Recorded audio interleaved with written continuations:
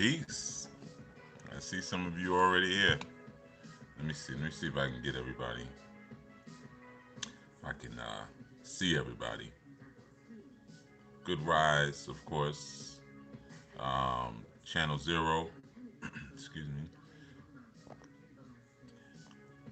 Quindy, Naya, Tanika, Laura, Wild Girl, James Katabaki, Amal. You know, Camp Powhatan, Tahuti. Yeah. Rosalind, Ia Arlene, Marjorie, Peace, Kashia. Good doing it loud and clear. All right, good. Thank you so much for that. As always, thank you. Good morning, Ia Tracy, Sister Manera, the Plant OG, Sister Esme. I might have missed some of y'all all the way up top. Peace, Watessa. Yeah. Peace to you too. Yeah. Ia Alderay. Let me see if I can go up top. I can't say. I might have missed some of y'all. If I did, I apologize. Yeah. Peace, Mama Shadow Book. Grandmama Shadow Book. Yeah. I will everyone is well rested. Ia Andreen, greetings to you too. Um, yeah, I was gonna do the command of day outside today because I was getting some air. I did an all nighter last night. I've been working on some important writing, and I just knew that if you sometimes you go through those things. And you like, man, if I lay down, I ain't getting back up no time soon.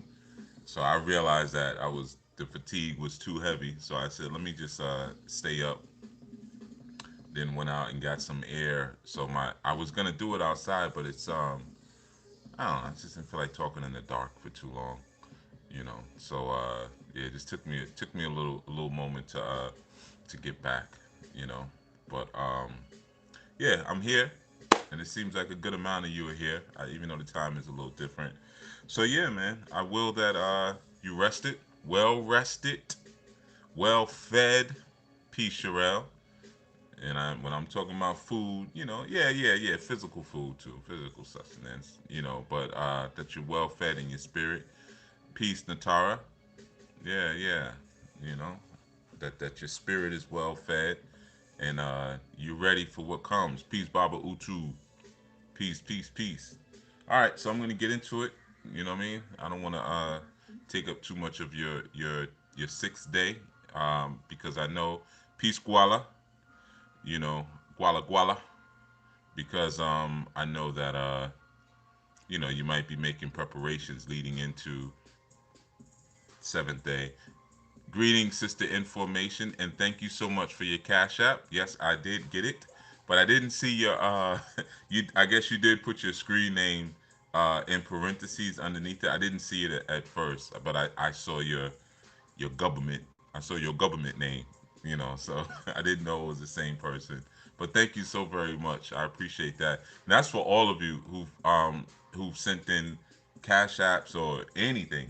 Cash Apps, even the Venmo, um, and of course for the super chat as well. I really, really, really, really, really appreciate it. I mean that from the bottom of my heart, man, because like I said, we in the middle of a zombie apocalypse, so for anyone to do anything, you know, like that, I'm very appreciative of it because I know that stuff is not done flippantly, at a time like now. So thank you so much. Peace, brother Vermont, and peace, me, myself, and I. Greetings to you. Good dawning. So yeah, thank you for that. Thank you for that, and again for the other one. And I see all of you. All of you are you're like mystic, mystic. You give these mystic offerings. Peace, Nikki Love. Peace, Lavette.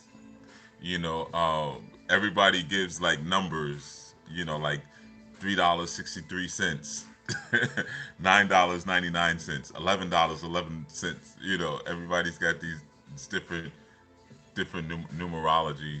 motifs that they're playing out. So that's cool too.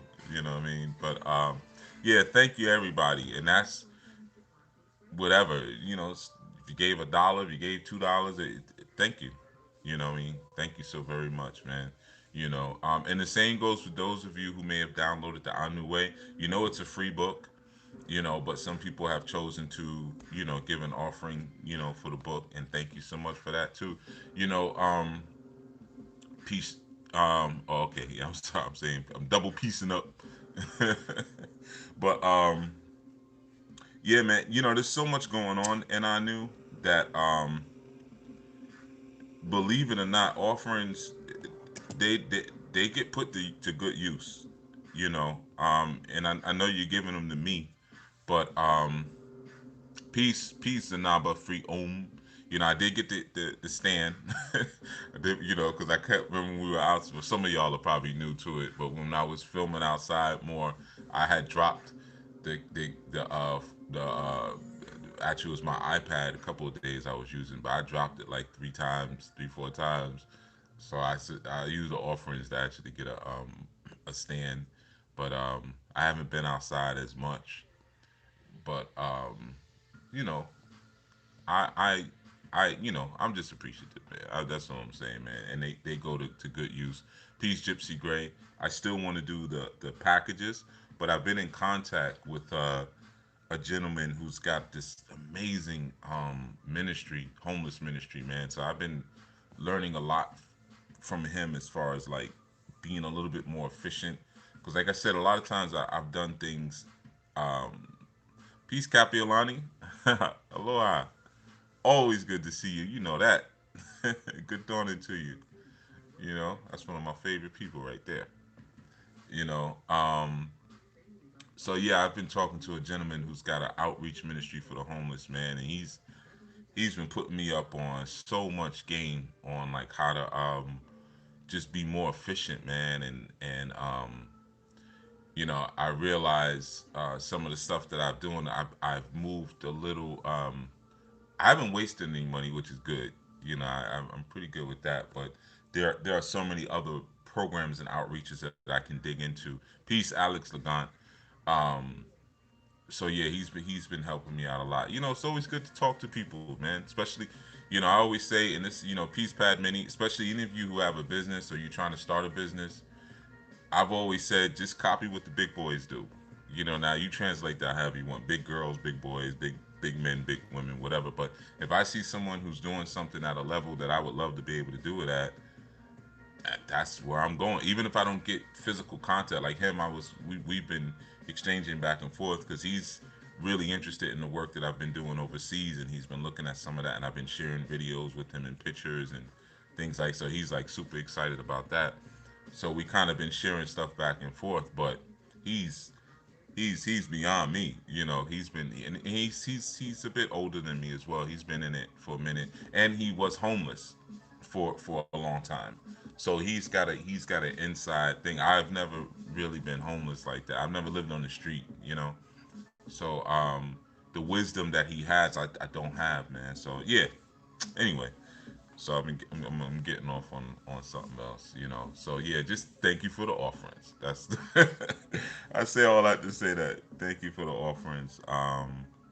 We working some things, we doing some things, but yeah. So we've been coming off of a couple of things, and still kind of spinning, if you will, from our conversations about mental health and kind of what that might look like and what that might mean for some of you. And I know, again, like I said, I know that those are not the most comfortable conversations for most people, to have to kind of hear about, something that's been holding you up or whatever like that. But, you know, I want to get into another piece, K Boogie. I want to get into another piece for a second that is really important, you know. And for some of you, Peace Melanin X, peace. The rapper slash jewelry maker, Melanin X, you know. Um, Peace Clarence McCants, Yeah. Good dawning. You know. Oh, you're welcome. Yeah, man, you're welcome. You know, but this message you may not need it right now. Okay, just like the mental illness one, you might like. I ain't got that problem. I'm good. Everything all right with my head. All right, well then leave it where it's at. And save it for another time when you may need it. Well, this today's might be a similar one. You may not need it right now, but someone else may need it. You know, um, good. I'm glad, Melon. Ain't nothing like having a smile on your face early in the dawning. You know what I mean? Ain't nothing. You didn't know I knew that about you. That's why you're smiling. You didn't know I knew you made jewelry and you was a rapper. Yeah, there's always somebody who sees things. But yeah, man, you might hold it. Exactly. Yeah, you might just take this message and you might hold it, and you might share it with someone else. But however you want to rock out with it. But we gotta talk about something important. We gotta talk about fighting. And I know you might be like, he always talking about fighting. Yeah, no, I'm not talking about the analogies that I use of fighting, because fighting in music is. I understand that really quick like that. So it helps me to associate things really quick. Peace, Gideon and Scott. But no, I'm talking about you fighting. I'm talking about your fight, right? There comes a time, a lot of times, when we're trying to apply these principles where we have the knowledge now and we're having trouble applying it to make it wisdom because we've lost our fight. Sometimes we've gone through things in life that are so traumatic or so horrific or so depleting that there's no fight left in us. Um, for instance, I had shared before, like I'm always pretty much dehydrated because I'll never drink. I never drink water. Let me see. Let me try to time it now. Last time I drank water,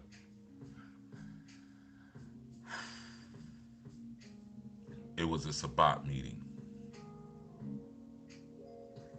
It wasn't last Sabbat, so it wasn't last Saturday. I don't know if any of our new members in there. Whenever that time y'all saw me drinking water on the screen, I think it was when I presented. So that would have been first Sabbat, right? Um, so first Sabbat, so beginning of this month, 2 weeks ago, okay, 14 days ago. All right, 14 days. That's the last time I drank any water. Okay, so, um, but I'm still here. I may be ugly, but I'm still here. You know what I mean?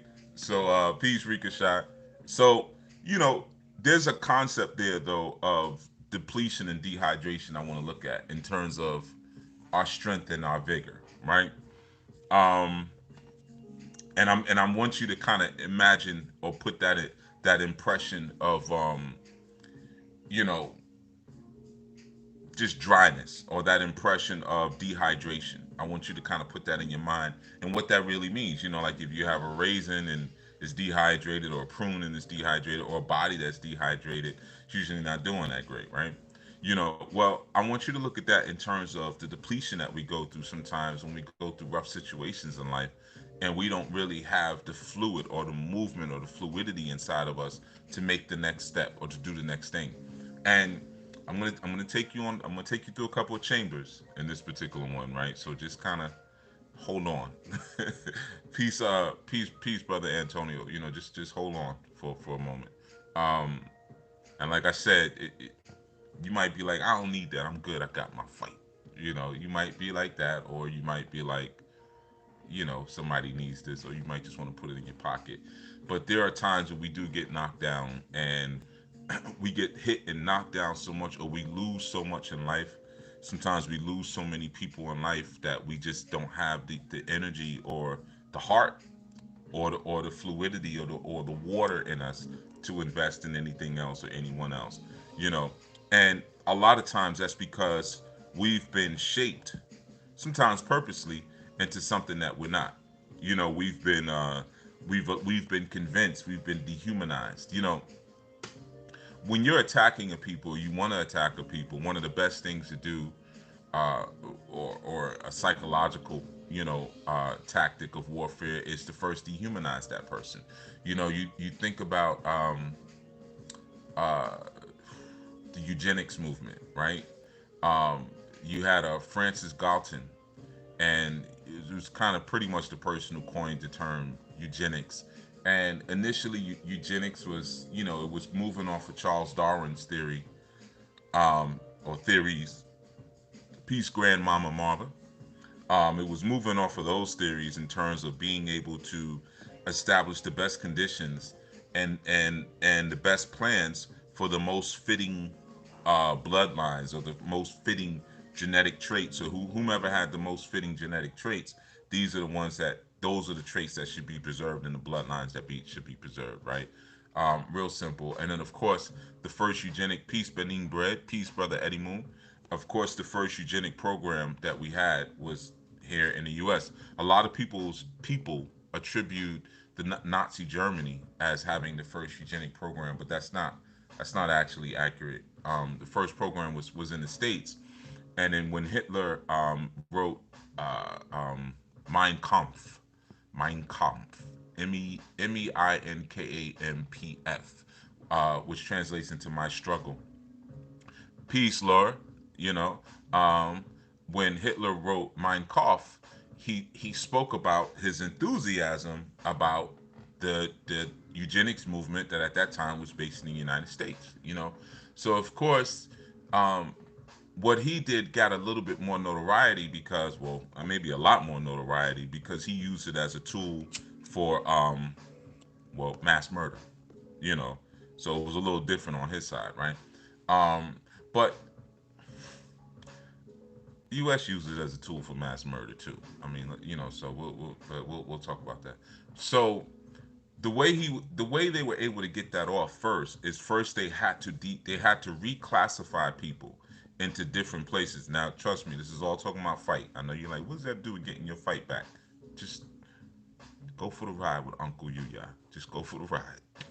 Okay. So he had the first, and the U.S. did the same thing. What they started to do is to create this classification known as, like, not known as, but they would call people feeble-minded. So if you had a child who was in school, and peace, Quindy, please, peace, peace, peace, peace, my brother, and maybe they were taking a little bit longer to catch on, or maybe they had a few developmental issues, or whatever. Maybe I know there was one story I read about years ago. Man, it was so sad. There was his sister. This was in the States, and she was getting molested by a family, well, a family acquaintance. I can't say friend. And the friend had told her, like, if you tell anybody, I'm gonna kill you. And everything. So she was going through all sorts of depression. So her teacher classified her as feeble-minded, and then they had her sterilized. She ended up getting pregnant by the person, and after that pregnancy, or during, or after, excuse me, they sterilized her. And no one ever asked her, like, is something going on? Are you okay? But she was being attacked. She was being raped. The entire time, right? So there's a classification that happens. Yeah, it is horrific, Janelle. It is, man.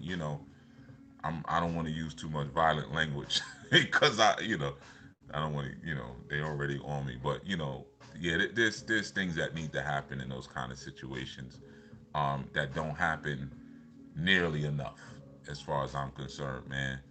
You know, um, yeah. But anyway, so there first has to be a reclassification. So they did the same thing in Nazi Germany, where the first thing they did was, as the party was rising to power, and the Third Reich was coming into its position. um, what they did was they first outlawed Jewish physicians. So the Jewish physicians were no longer allowed to practice, and they brought these other minor physicians into place who rose to prominence because what they were doing was doing all these classifications so that they could do what they called mercy killings.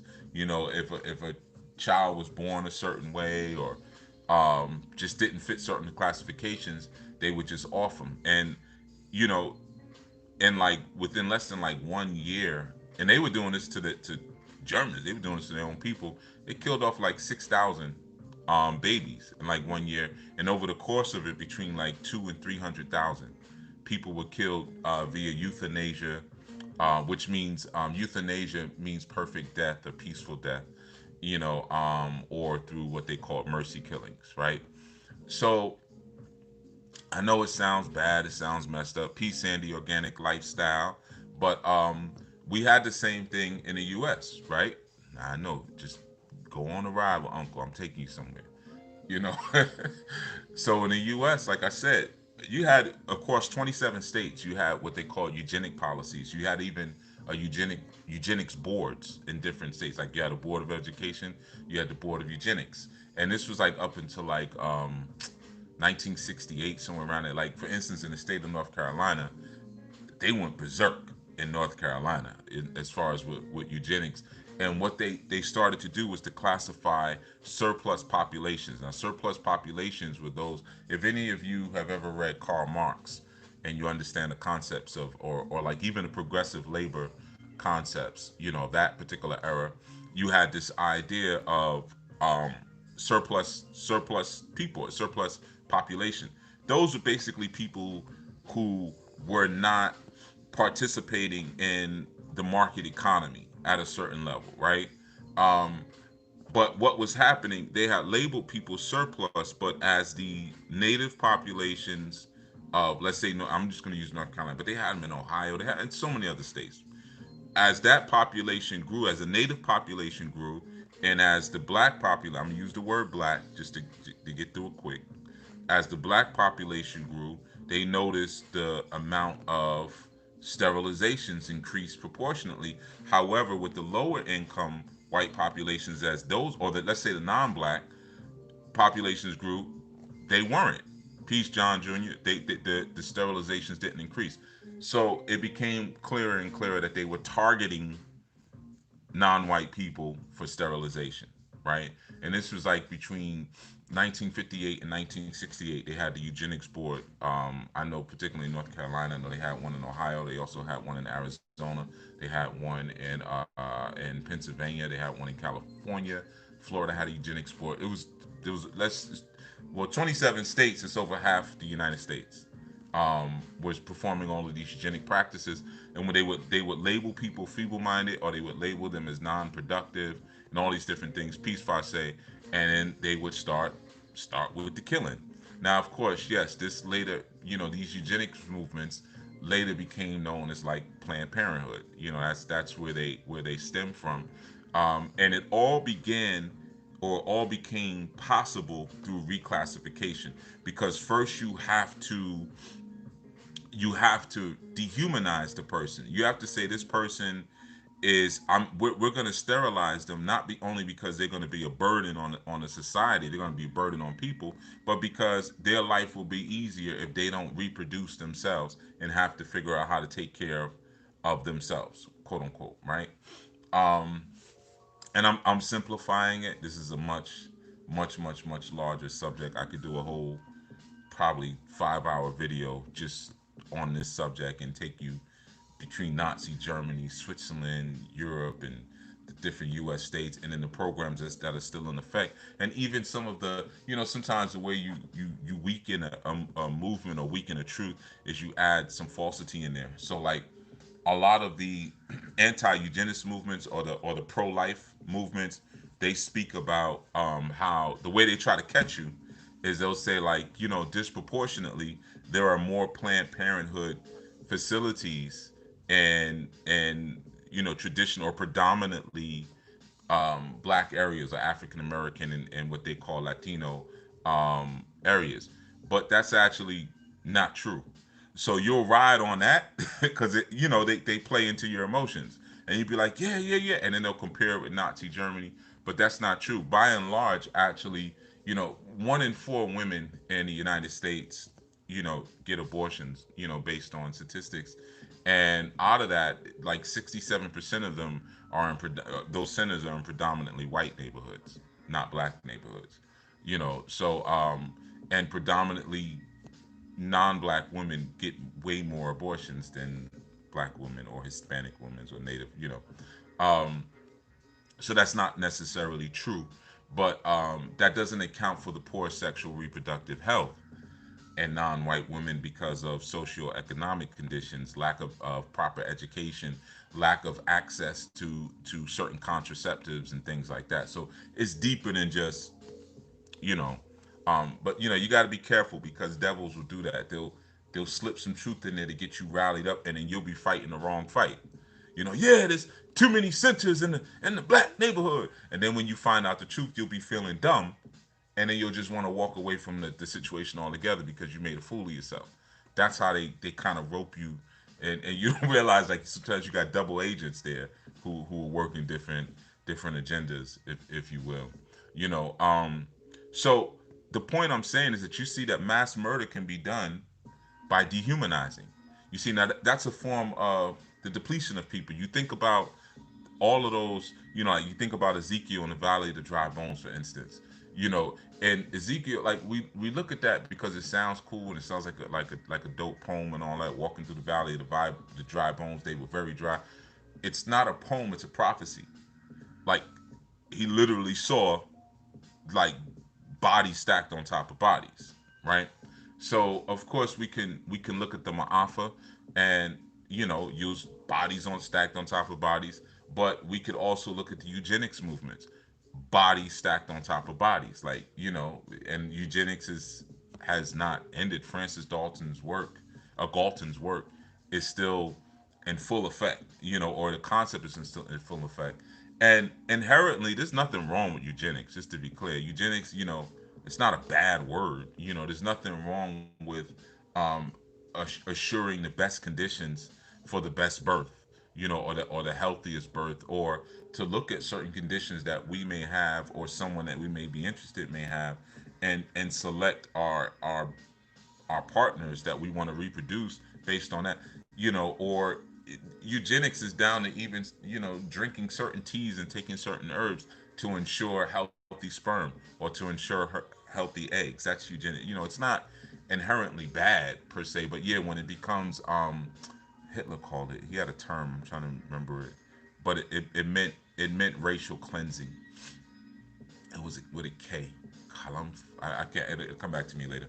But you know, but it meant racial cleansing, right? So yeah, in no sense, then it's a bad thing. But now let's get into it. So now, first we understand that first they declassify you or reclassify you, and then after you're reclassified, then they can attack you. But the reclassification, or really what I'll say, the dehumanization will always frozen up. Let's see what happens next. Okay, I'm back. Cool. I'm back like I never left. All right. So, like I said, first what has to happen is that reclassification. Oh, these people are not really human, or they're dim with it. They're feeble-minded. This is for their good. Um, and that's how you get knocked down and knocked down and knocked down and knocked down and can't figure out how to get back up, because a lot of times you succumb to the reclassification of what you are, or what you can be, or what you've always been. You succumb to those levels of reclassification, and it's an old trick. you know and it's so appropriate that we're speaking about the fight and how to get the fight back. Brother Lowe did a beautiful breakdown, very thorough breakdown of the movie Red Cliff yesterday, where he did Red Cliff Part 2. And of course, if anybody knows, or if you've ever read the Romance of Three Kingdoms, I read the Romance of Three Kingdoms and the Tale of Three Kingdoms. Awesome works. They're long, but they're really good if you want to learn about warfare tactics and strategies, politics, intrigue. Like everything is in there. Everything is in there. You know what I mean? So brother Lowe broke that down. Just talking about warfare tactics. So this is a warfare tactic. This is a warfare tactic that was used. Yeah, he is funny. Yeah, you're right. You know what I'm saying? Yeah, because I'm telling you, and hat be moving to the side. You know what I mean? Yeah, he adds a whole nice, real, relatable twist to um, whatever he's breaking down. He has a way to break things down, and then to associate it with terms and ideas, and that we use every day. He's good at it.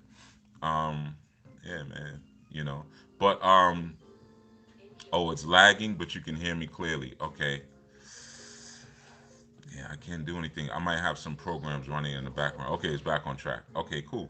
So let's get back into it with this idea of the fight, right? So sometimes we get so depleted because of how we let people reclassify us that we become completely depleted of all of our water, all of our fluidity, all the things that allow us to rise up and fight and get our fight back. Like I said, sometimes it's, man, I've been fired from the last 5 jobs I had, or been fired from the last 5 relationships I had, or I keep getting into car accidents. I can't seem to save any money.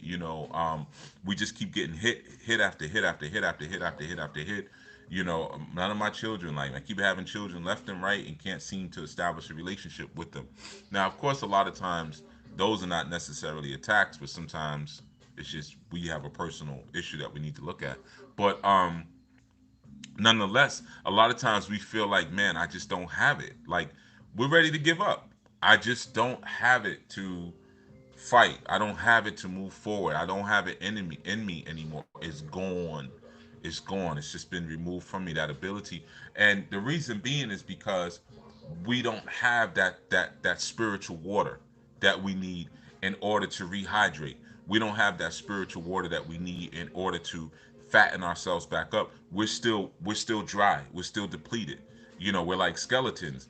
And a lot of times what happens, and this is the important thing in the spiritual community, we're going to different spiritualists, and I'm gonna have to say, this, like I said, this is one of them segments where it's kind of an upstream segment like yesterday's, but also you might feel like I don't need this right now. I don't care about no eugenics. I don't care nothing about no Nazi Germany. All right, whatever. You know what I mean? Just take it as knowledge. You know what I mean? Somebody else will. Wow. Or we might feel like I'm always breaking stuff. I know y'all heard that. I just broke my ceramic oil burner. Yeah, I should have saw that coming. I put it in a dumb place. All right. Why me? Cause you put it in a dumb place. Yeah, that's why. You know. I got it sitting here on a cloth stool to the side here, but it's not flat. So while I got it on a cloth stool, like sometimes y'all see me do this like with my hands because I try to keep my hands out of the camera. So I'll be pressing down on stuff around me. So I was pressing down on the stool and I bounced it right onto the floor. You know what I'm saying? Yeah, Hope. There I go breaking stuff, man. You know, tearing up stuff. That's why there's a $5 cover charge. You know what I mean? But hey, I did it. It didn't break. I broke it. There's a science in that. All right, let me get. I saw him on my foot now. Yeah. So then later, if I step on a piece of broken ceramics, then it'll be, why me? What did I do? You didn't sweep up where you broke the thing. You know, got to take accountability. So, yeah, man. Like I was saying, Florida Evans. Yeah, yeah, I like that one too. That was like what I use it all the time, but it's all right. It just gives me a reason to go maybe get another one, or maybe it gives me a reason to say, you know what, I got like 4 or 5 of those. I'm always burning something, so maybe I don't need so many, you know. Or it might just give me a reason to like be more careful about how I treat things. I think that's probably the lesson in it. Be more mindful. Um, so yeah, like I was saying, oh, you know what? Let me make sure this stuff is not still burning. All right, that looks bad. Ain't no glue gonna fix that. That's done.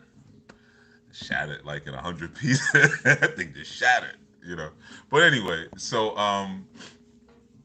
yeah, man. A lot of times we're in those particular situations, and like I said, there's a reclassification that goes on, if you will, in order to kind of to keep us from being able to realize how we fight. And like I said, sometimes we start associating and vibing with certain spiritualists. And I'm telling you something right now, when you are depleted down to your skeletal form, and a lot of times what happens, there's such a disconnect, right? And that disconnect is, um, Oh, your connection is bad. Well, you know what? Maybe it's actually me. Information. You know, because Kashia was saying that I was choppy. Maybe I'm still choppy. I don't know.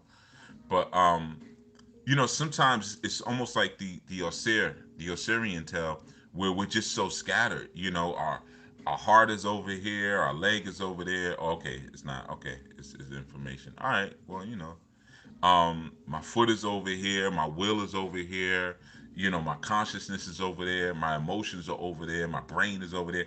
And you know what it is that our bones have depleted to the point that now there's nothing that congeals them. There's no oshun, there's no water that keeps everything locked and held together. So now we're just all over the place. And sometimes we'll go to these spiritualists, man, or these people who are not really, who are making up their own thing, and they'll start to experiment.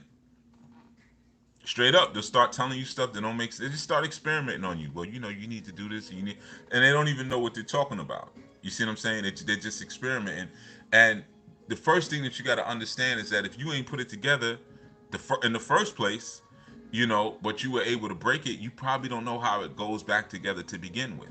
You know, you probably don't know how to reassemble this thing as it's supposed to be reassembled if you never had a hand in putting it together. So like even when we read the Osirian tale and we read about, you know, Osset putting back together the pieces of Osir, there was a lot of, oh, okay, the connection is good. Okay. There's a lot of wisdom in that because Osset again is Osir and Set. She represented the combination of them both, but she obviously had something to do with the creation of Osir to understand how to put Osir back together. You know, so there's a whole maternal kind of implication there, right? So with that being said, man, um, you know, there's only one thing that will kind of rejuvenate us, and that's the word, right? Now, let me get clear on this so you understand, because I know I got a lot of people who run from words and concepts like this, but like I said, this might be an uphill message. You know,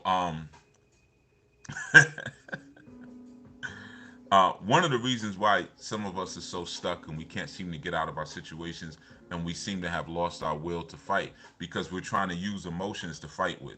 You know, we go to through certain spiritual experiences, and those spirits, they invoke emotions, or the emotions are the spirits. Sometimes, you know, it's a bi-directional kind of experience. You know, okay, cool. The audio and visuals are clear. Good. I think there might just be a delay. That's all. But you know, we're looking to use an experience, and sometimes we get that. You know, like a lot of times when I work with people, I talk to people, they say, Chief, I feel so good when I'm talking to you, or you know, when we're going over things and you're giving me different plans and different ways to look at things. But then when I go back home, you know, I kind of find myself slipping back into maybe some of those old clothes, habits, you know, or some of those old ways that have gotten me, you know, into the problem or the situation that I came to you about to begin with, right? Um, and it's because you're trying to use emotion to fight with, and that's the worst thing to do, you know, because you come to a point where emotions won't work because you ain't feeling anything. You know, have you ever lost someone really dear to you, someone really close to you, you know, and you're in a moment where you just feel numb. You just don't feel anything, you know, or you're seeing something so horrific, or, you know, something was snatched from you or stolen from you. And in that moment, there is no anger, there's no hurt, there's no despair, there's nothing. So you don't have, you're not able to generate anything to fuel yourself to do the next thing. You know, but unfortunately and sadly, sometimes we don't realize how dry we are. You know, if we were to look at Ezekiel's prophecy and say, well, you know, the valley of the dry bones, man, that's us. That's what we went through in the Ma'afa. That's what we're going through with all these different eugenic programs. We're actually those dry ones, right? And what are we trying to use to rehydrate? Emotion, right? So you know, one of the things, and I'll share this. I shared with the Sabbath group one time was that it might have been here. I don't know. Sometimes they blur. They blend. But you know, there's two industries that are recession proof, and that's the church and that's the cosmetic industry. That's why when you go into, it doesn't matter how dilapidated the area is. It doesn't. And I've been in some of the worst areas in terms of economically depriving, um, across continents. So I'm not just talking about in America. And there's two things that are always present: uh, churches and mosques, and and the mosque and beauty supply. Always. I've gone in places where there's flies all over the place. There's nothing. Half of people's roofs are not even covered. You know what I mean? It's just maybe a piece of zinc, and there's another rusty piece, and it's clearly water and all kind of stuff coming up in there. It's just a big old mess. But they'll have some bleaching cream, and they'll have a church. You see, so people want to feel good, make me feel good, and they want to look good. Feel good and look good. Doesn't matter. They will always spend their money to feel good. Take me into that church, into that mosque, so I can feel something, and I want to look like something. You know. So what happens in those instances? If we look at it, we have had plenty of access to emotions and to feelings, but it still has not risen us out of this valley.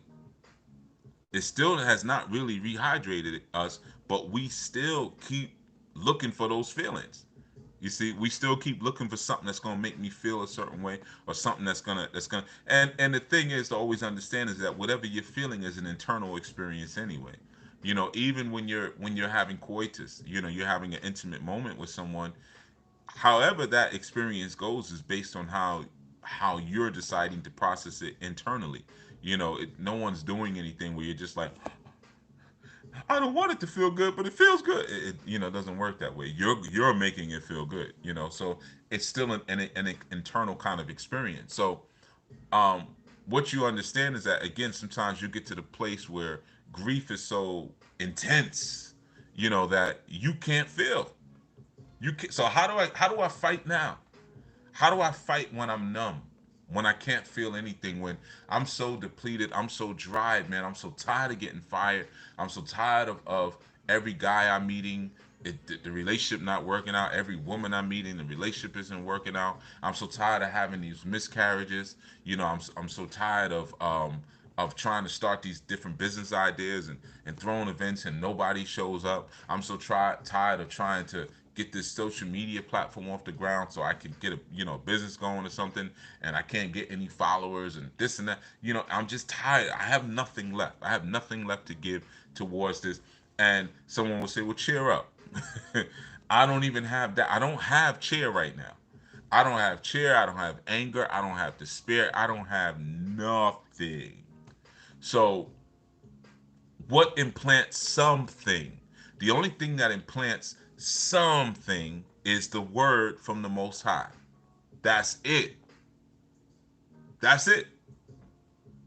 Now I know that's a tough sell. I don't care, but I know it's a tough sell. Because some people are running from that. They just bones clacking around, holding their own heart, carrying around their heart, carrying around their brain. They're not even in the right places.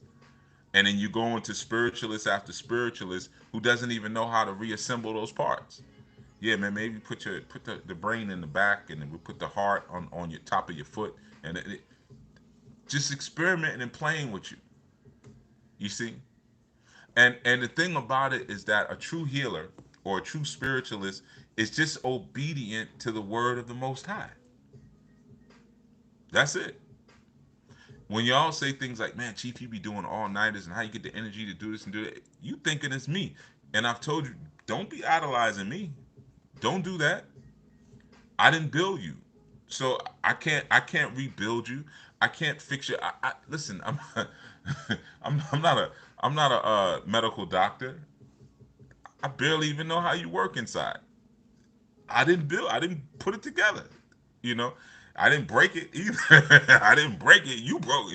But so a lot of times we look for people who we can idolize, whether they be, again, our imams, our pastors, our babalaos, our iyanifas, and sometimes these people, there are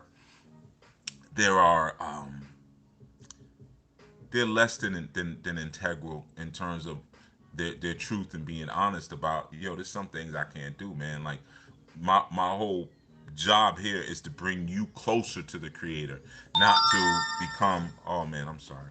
Yeah, let me see. Well, I'm not sorry. I'm not sorry. Ain't nothing sorry about me. But let me turn that alarm off because I know that's annoying. That noise when it bangs off like that. Cha-chang! But yeah, so like I was saying, we gotta get that water. Now what is that water? That water is the word. That's what now begins to rehydrate you and gives you the actual battle plan to move forward. It's you can't do it off of emotions, man. And if any of you have ever fought, I know we got a couple of fighters, you know, you know. You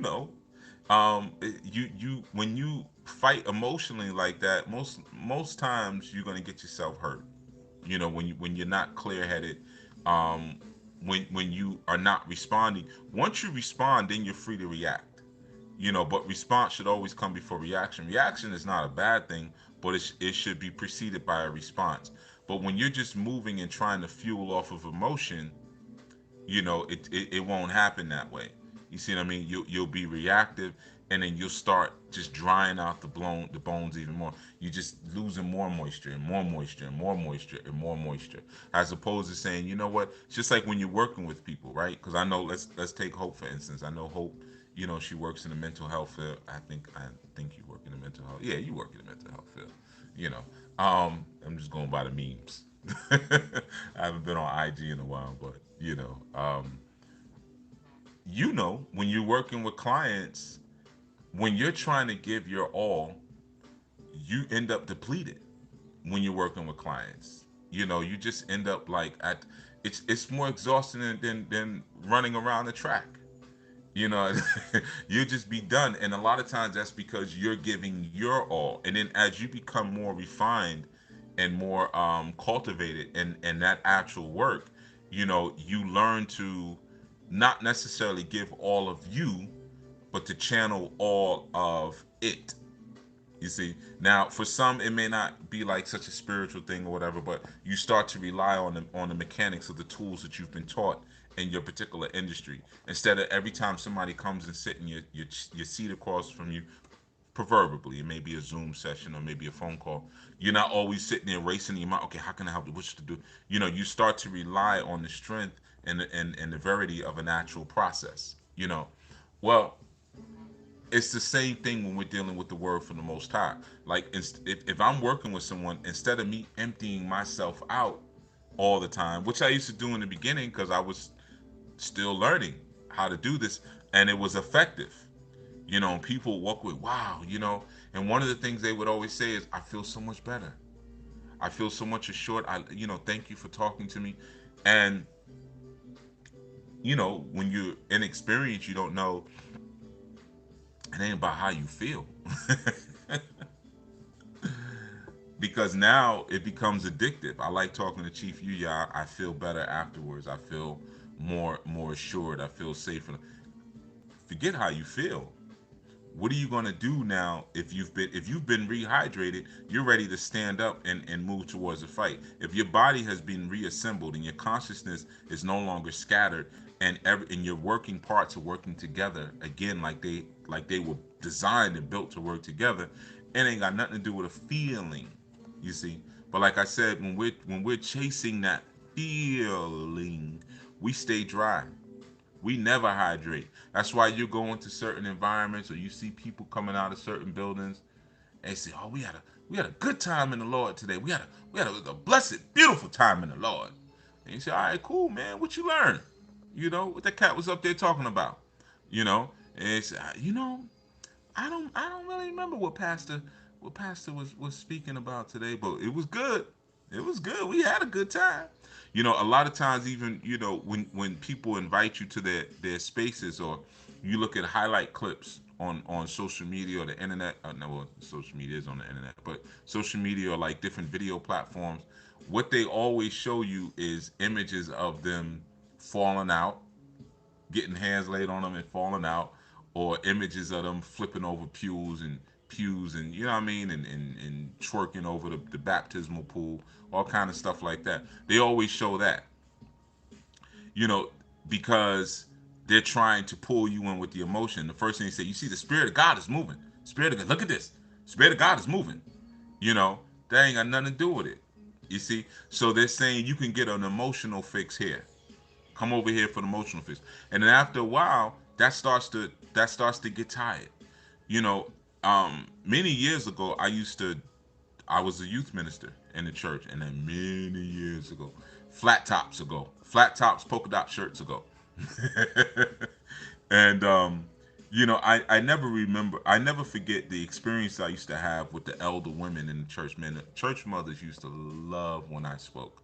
They loved it, and I couldn't figure it out. It took me a minute to figure out why do they like when I speak so much. You know, and we talking about the mothers, the 80, 90-year old church mothers, um, and the youth liked it only because I always like added something slick, or whatever. I knew how to MC. You know what I'm saying? I knew how to control the crowd. But I was never a what they call a preacher. So I didn't do a whole lot of and Ezekiel went to the valley of the dry bones. I ain't do all that. You know what I mean? Because that's not even my personality. The way I taught is exactly how I talk to you here. Or if you've ever seen any of my videos of me doing lectures, that's exactly how I taught back then. But I was in environments where no one really taught like that's not how they taught. Or if you did teach a little bit like that, at least by 15 minutes, you got the organ behind you doing pentatonic, chords and runs and I wasn't in and all that. You know what I mean? I ain't up here to perform for you suckers. I'm up here to channel some teaching. That's what I was called to do. You know, and then a good brother of mine, he said something one day about that. We were up in Buffalo. We went up to Buffalo, New York to do a youth revival. They wanted me to do for 3 days.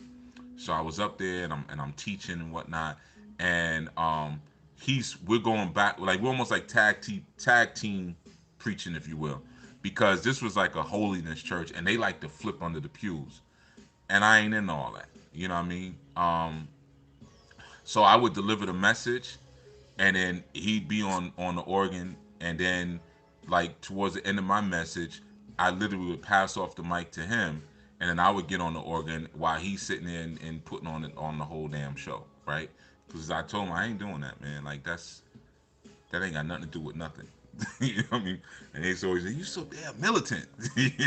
Yeah, that's why I'm no longer here, because y'all here for the show. You know what I mean? But I remember that particular one. There was these three elders. It was like the three crones. These three elders, and they were all the same height, and they were old, and they used to, son, whew, I ain't never heard no teaching like that. They used to be like so excited to hear me speak.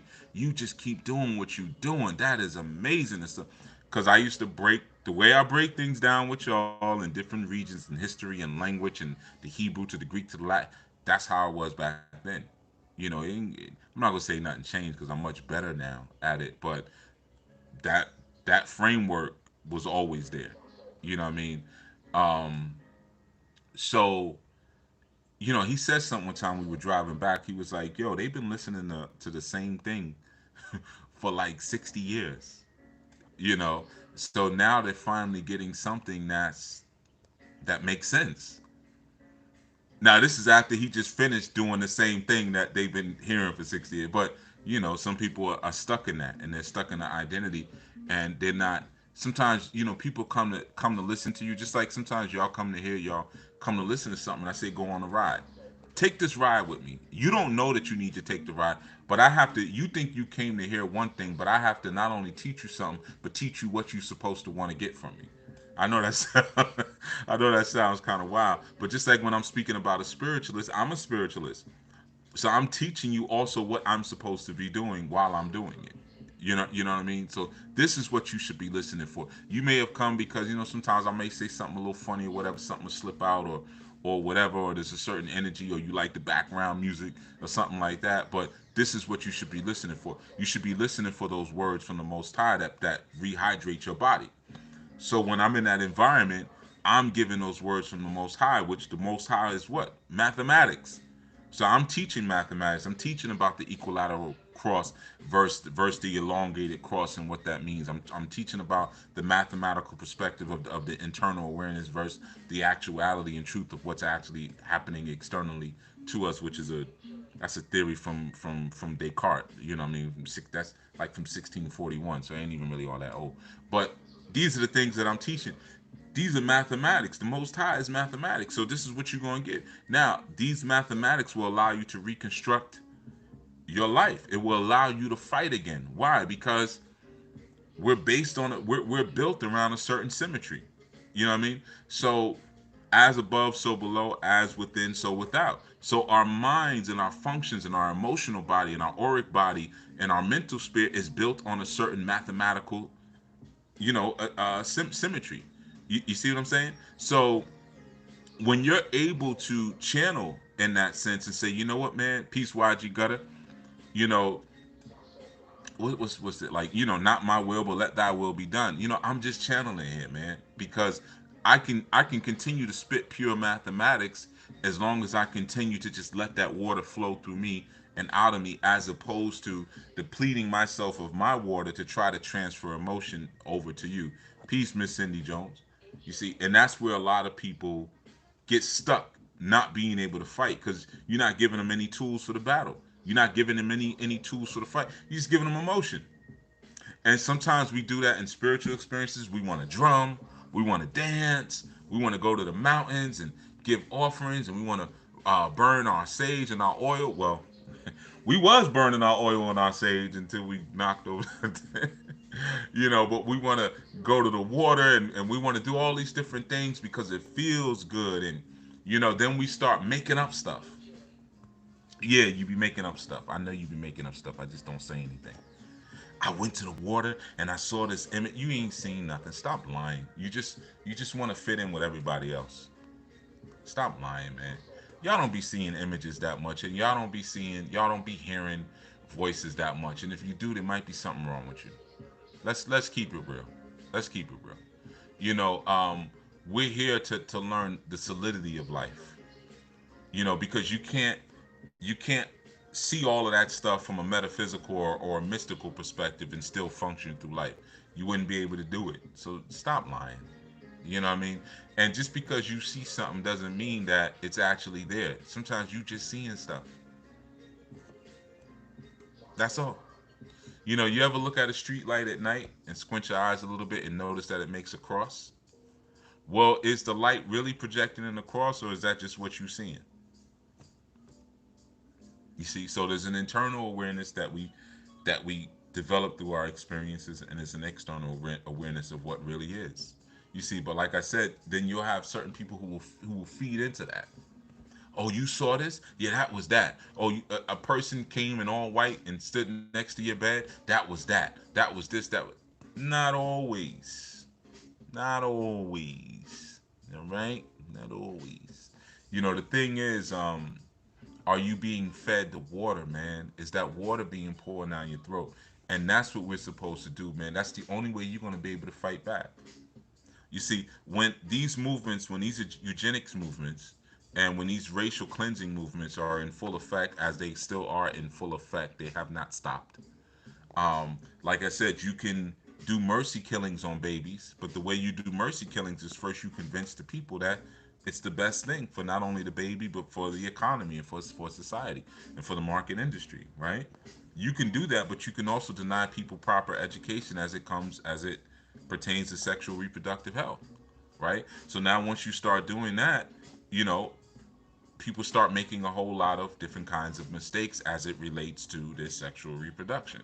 That's another form of eugenics, or nefarious or negative eugenics that you can wage on a people. But now, if these people were fattened with the words of the Most High, and they found their identity inside of the Most High, it would be very difficult for you to reclassify them. You see, just because I have spiritual experiences and I walk down the street talking to nature doesn't mean that I'm feeble minded. It means that this is something that we do inside of the constructs of my religion. We respect nature. We respect the grass. We respect the wind. We respect the squirrels, the rabbits, and all of these different creatures that are all around me. I recognize that I'm responsible for them in some shape, form, or fashion. Right now, that might be a part of my religion. Let's say, but someone would see that and try to classify it. No, no, no, I can't classify that. This is we already got our classification. We know what nation that we belong to. In our nation, this is what we do. You see, that's how you maintain your fight. It's through that identity and that healing that's given from the words of the Most High. It's not from your I want to do an Ogun ritual and I want to slam certain things together and mix this with that and mix that with that. And you got people who will do these things for you. Like sometimes people come to me for they tell me they issue, hey, Baba, I need you to do this kind of ritual for me. I need this type of cleansing for me. I need this. I need that. I need that. And I say, okay, first you got to get a reading. Oh, I don't need a reading. I'm telling you what's happening. My boss on my job has been messing with me. Let's see what's happening with you first. Let's start there. 10 times out of 10, they don't need a ritual. 10 times out of 10, but what they want is an experience to make them feel good, or to know that, well, yeah, this Bob over there, he doing that for me. And things may shift a little bit only because you're thinking more positive about the situation because somebody's about to do, well, he over there, yeah, he did an ebo for me, or he took me over there, he took me to the shrine, we did an ebo together, and this and that. So I know things are gonna work out now. It's just positive thinking. But you notice they never really work out. And you always end up in the same situation over and over again, having to do the same thing over and over again. But now you and I, we got a subscription understanding now. You're going to come to me every 6, 7 months to get this work done. So I can count on you for that check. Or you might run into someone like me that says, well, what happened? Okay, okay. Oh, your boss is getting on your case. Well, you doing your job? Yeah, I mean, but some days I come in, I ain't in the mood. I don't feel like it. So you expect them not to get on you? Well, I feel like they singling me out. Okay, but because other people don't do their job. All right, but let's not look at other people. Let's not point at other people. Are you doing your job? Well, I mean, I could do better. All right, well then get out my face. Go do your job, or pick a new one. Maybe find something else to do with your life. You want to now create all this karmic debt on yourself by killing all these animals, because you don't want to do what you're supposed to do. So you like Adam and Eve now. You got to have a goat killed just to cover up your own sins. But I mean, weren't we told that obedience is better than sacrifice? It's better for you to be obedient to the word of the Most High than to be sacrificing and killing stuff all willy nilly. That's messed up. Why does the innocent always have to pay for your guilt, especially when you don't want to accept guilt? So that's how we're losing the fight, man. That's how we've lost the fight. And like I said, for some of you, you might be like, "Well, I ain't never been in that position. I'm always ready to fight back." All right, cool. And that means you filled with it. Good for you. You filled with it. But if that's not the case, and you found yourself unable to get out of the spot that you're in, despite what you may have told people, you may tell people, sometimes we just can muster up just enough energy to say, I'm good. Yeah, everything's good, man. I'm blessed, man. I'm blessed. You lying ass. Peace and blessings. Oh, blessed and highly favored. You know what I mean? Yeah, yeah. The ancestors is with me, man. I'm strong. I feel good. Yeah, yeah, yeah. You lying. You know what I mean? You lying. Um, I get people who they call me for readings. They put in the notes of the reading, or the consultation. This is falling apart. That's falling apart. My love life, my career life, my children ain't talking to me. This, that. And then I'll get on. Hey, how you doing today? "Oh, I'm doing pretty good. I'm doing great. You lying? You lying? You ain't doing great. This is horrible. Your life is in shambles. Keep it real." Peace, Aquia. Sometimes people are taken back sometimes because most of the time when people ask me how I'm doing, I actually tell them the truth, no matter where I'm at. You know, uh, Cashier, hey, how you doing today? Oh, I'm a little irritated. I am. Like today, I'm feeling a little irritable. That's what it is. You know. Yeah, anyway, I'm gonna tell you what it is. Yeah, I'm feeling a little tired today, or I feel empowered today. I feel strong. today, whatever it is. I need some rest today, you know. Um, but sometimes we're just so used to just mustering up the last bit of water that we have, and our dry, crackly, disjointed bones. Just a little bit of water to tell that lie. Let me just get a little bit of water to lie about my actual condition. But you never know, man. You be honest, man. You never know what might be channeled through a person in that moment. If you can, if you can just, sometimes you gotta cry out. You know, like the valley of the dry bones, or like the earth cries out. Sometimes you gotta cry out. Yeah, I ain't doing too good. Or yeah, I could be doing much better. You know, things are not as they should be, or this or that. Or like I told you, the lady in the store I spoke to, I think it's 3 days ago now, whose son had just died. Because she said that to me, we ended up having a conversation, and she was like, "Thank you so much." She was like, "You're so good to talk to." She's like, "Thank you so much." She said, "People are so crazy right now with this thing going around and everything, and just thank you for saying, for talking to me and this and that and that and that and that and that."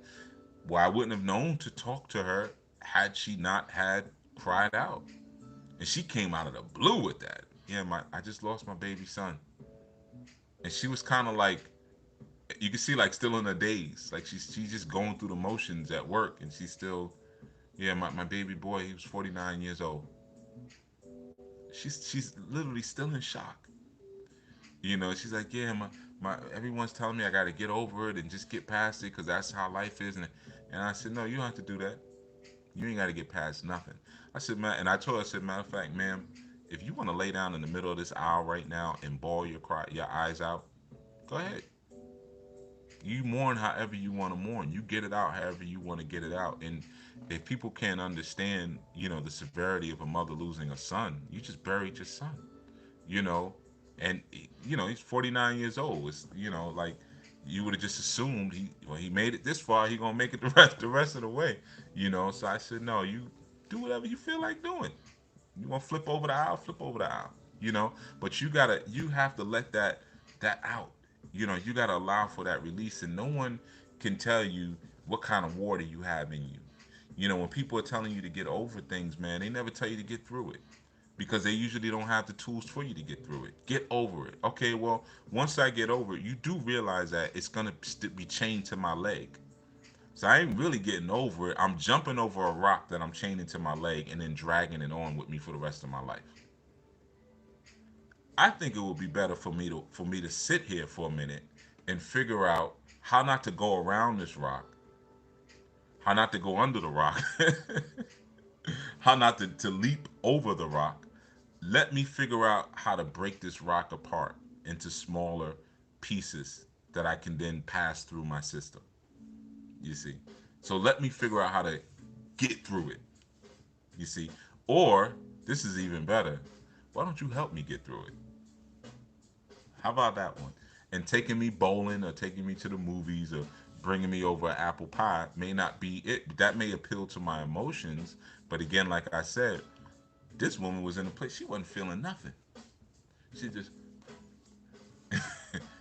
and I had to bring her here for a moment. And I was like, ma'am, if you want to cry, you go ahead and cry.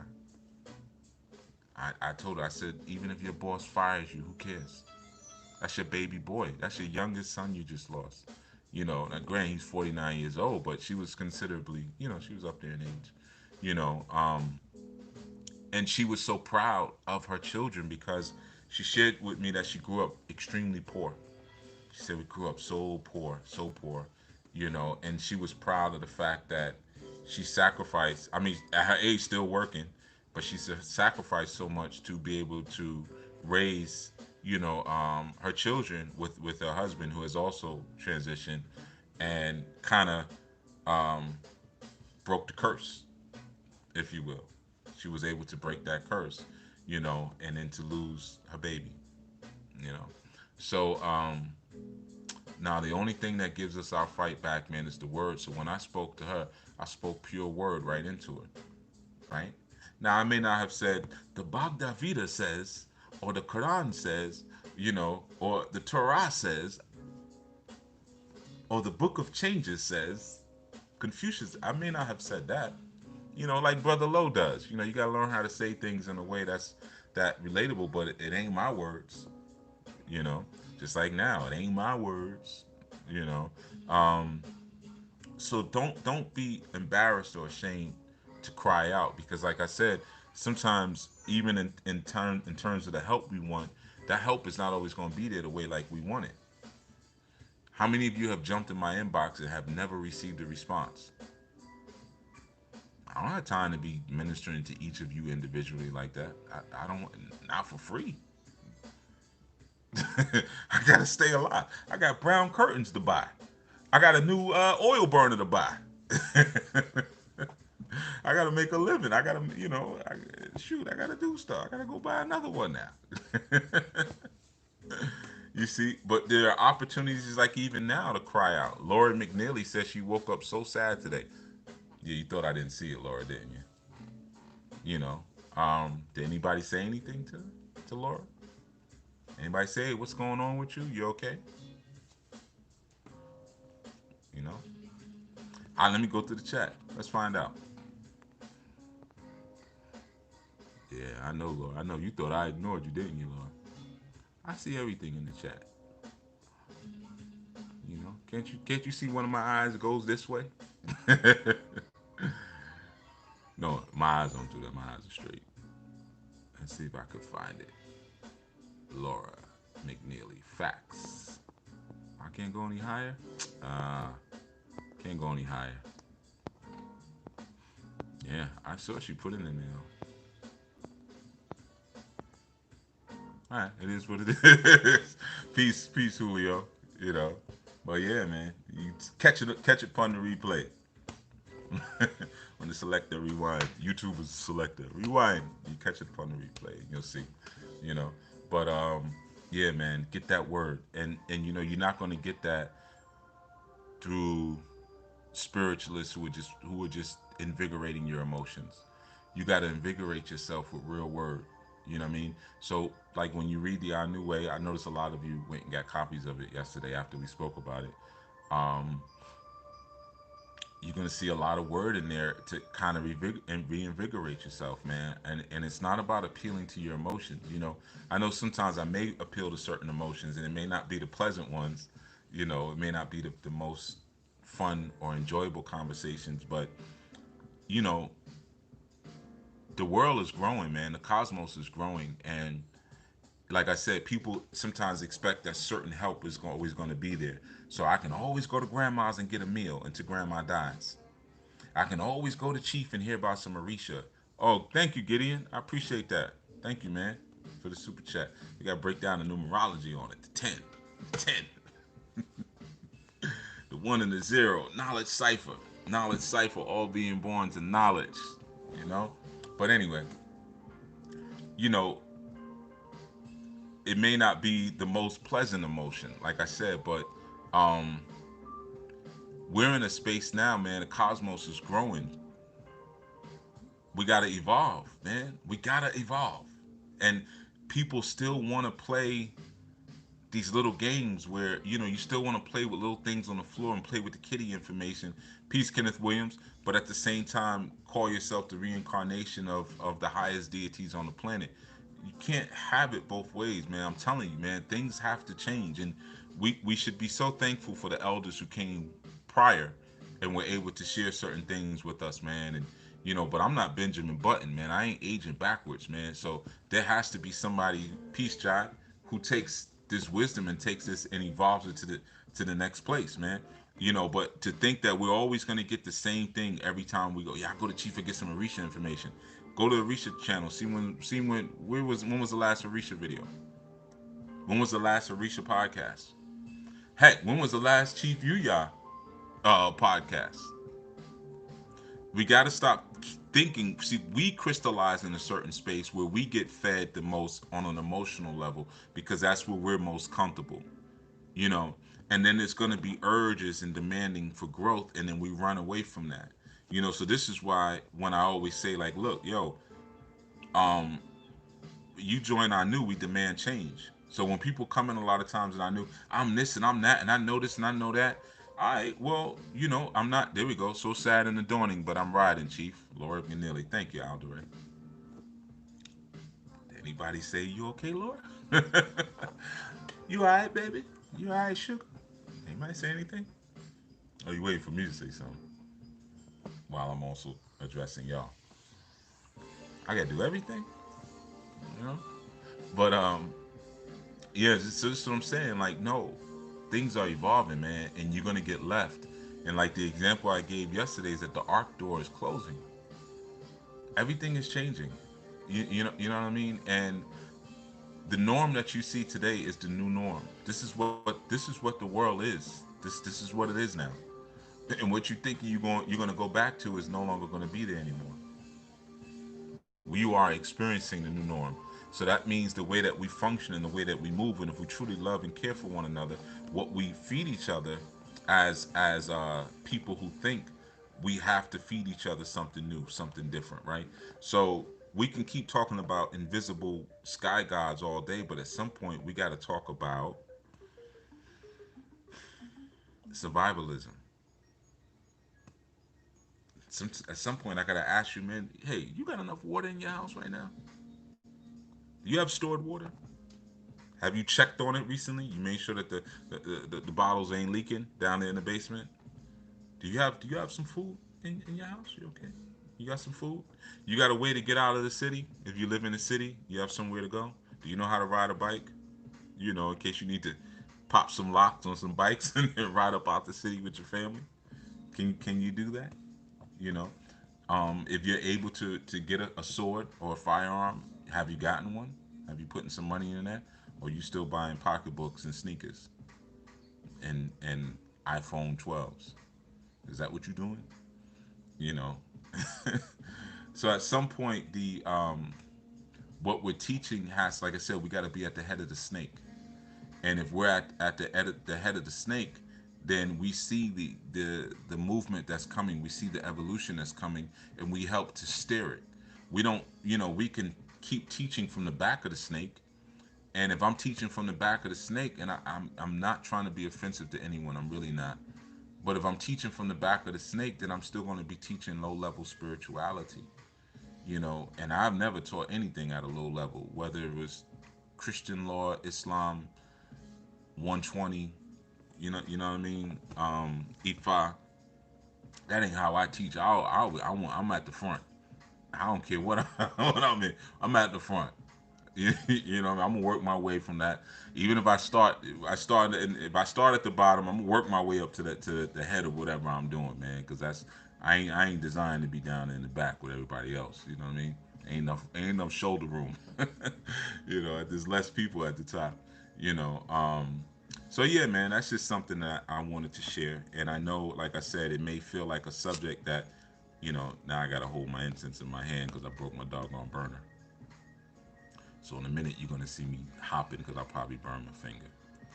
But yeah, man, we lost our fight, man, and a lot of us lost our fight because we're basing our ability to fight on our emotional value, our energy in motion. And sometimes we ain't got no energy to be in motion.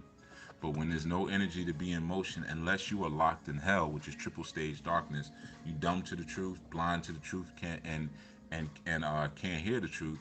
Unless you locked in that form of hell, then you can still actually take in the water, the living water, or the living word. You can still take it in, and you can use that to build yourself forward.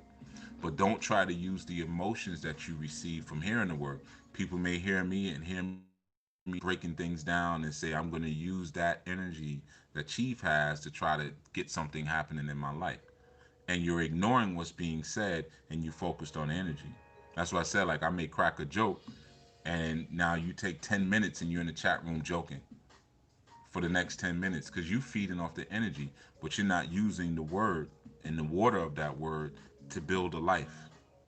You see, and that's the only thing that can build it. That's the only thing that can start putting your body parts back together. Because some of you walking with your head in your butt, you know, you're walking with your arms on backwards, or you got your feet out like this, because you've been going to all these different people who have no clue about your makeup design and construct.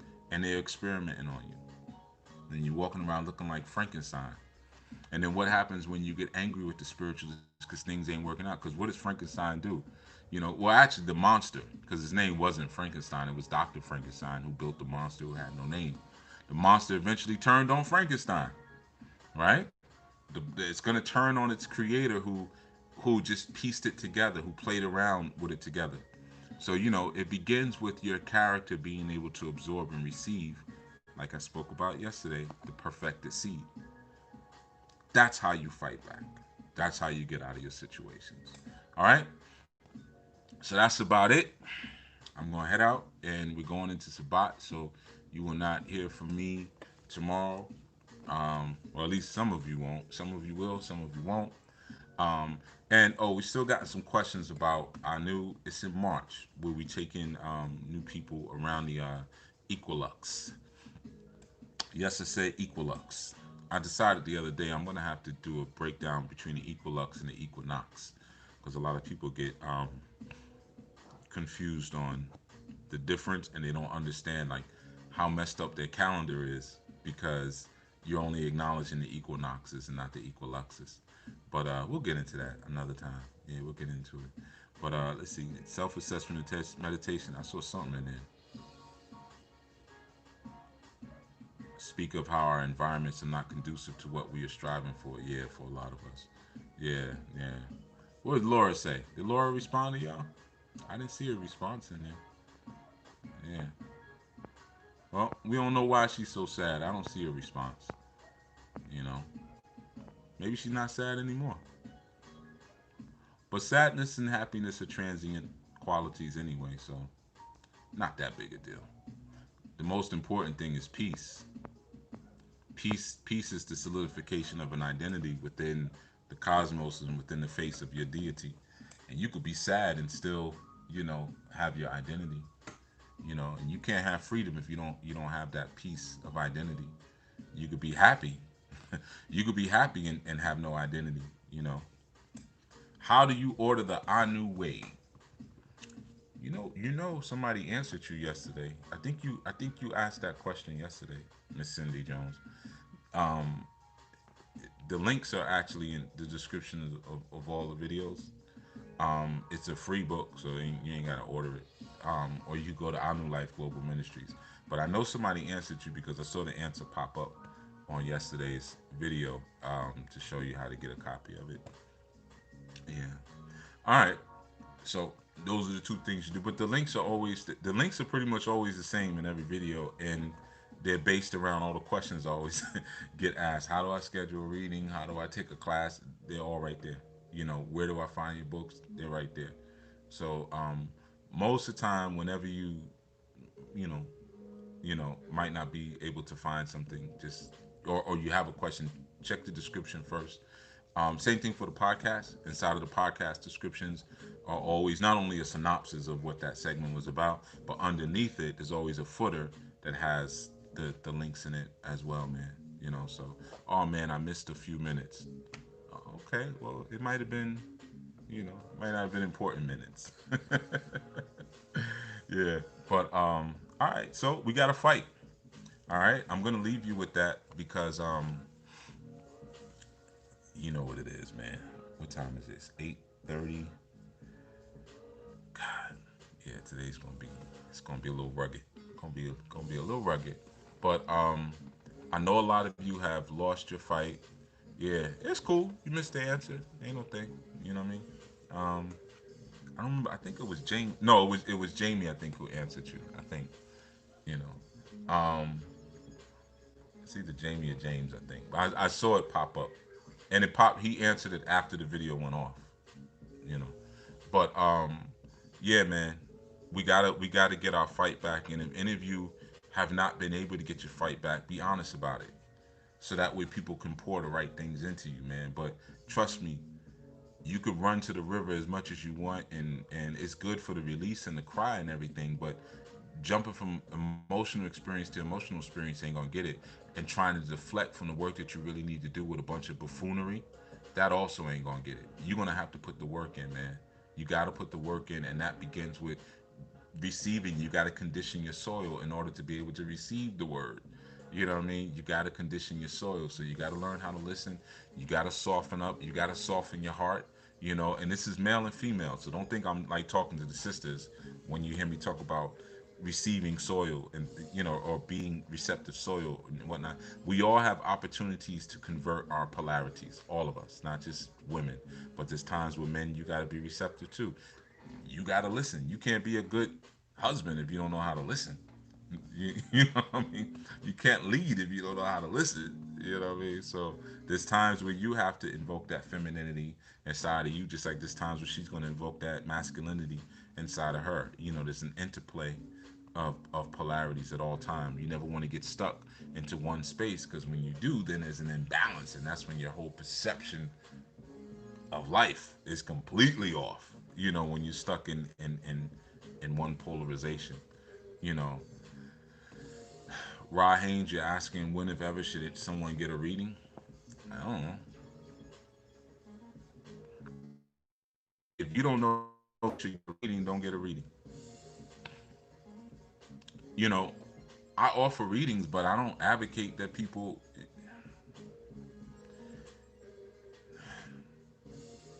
Are you ready to hear that? I've said it before, but I'm gonna say it again on my way out. Yeah, I have said maybe once or twice a year, Julio, but I'm gonna say something else to that. If some will be ready to hear it, some ain't ready to hear it. If you notice, when you book time with me, it doesn't say reading; it says consultation.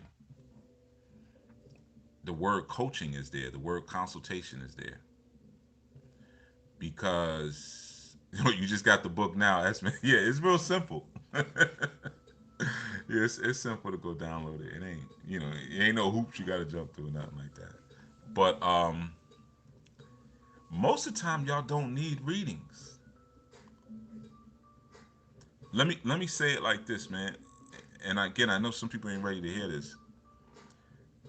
Well over 1,000 segments on YouTube alone. If you just listen to all the segments that I've taught over the years, Thunderground, Foundational Fridays, I don't remember the rest of the names. Chief Speaks. If you just did that, the Anu way, I promise you could repair probably 95% of the situations that are going on in your life. We haven't even gotten into the books yet. Grasping the Root of Divine Power, Solutions for Dysfunctional Family Relationships, Peace LaDonna Lee, you know, Shrine and Altar. You know what I'm saying? Mind, Heart, Words, The Compass, the 14 Keys. Whew. We haven't even gotten into all of those different things. If you just did that, honestly, you probably would never need a reading. I'm gonna keep it 100 with you, not just from me, but from anyone else. You know,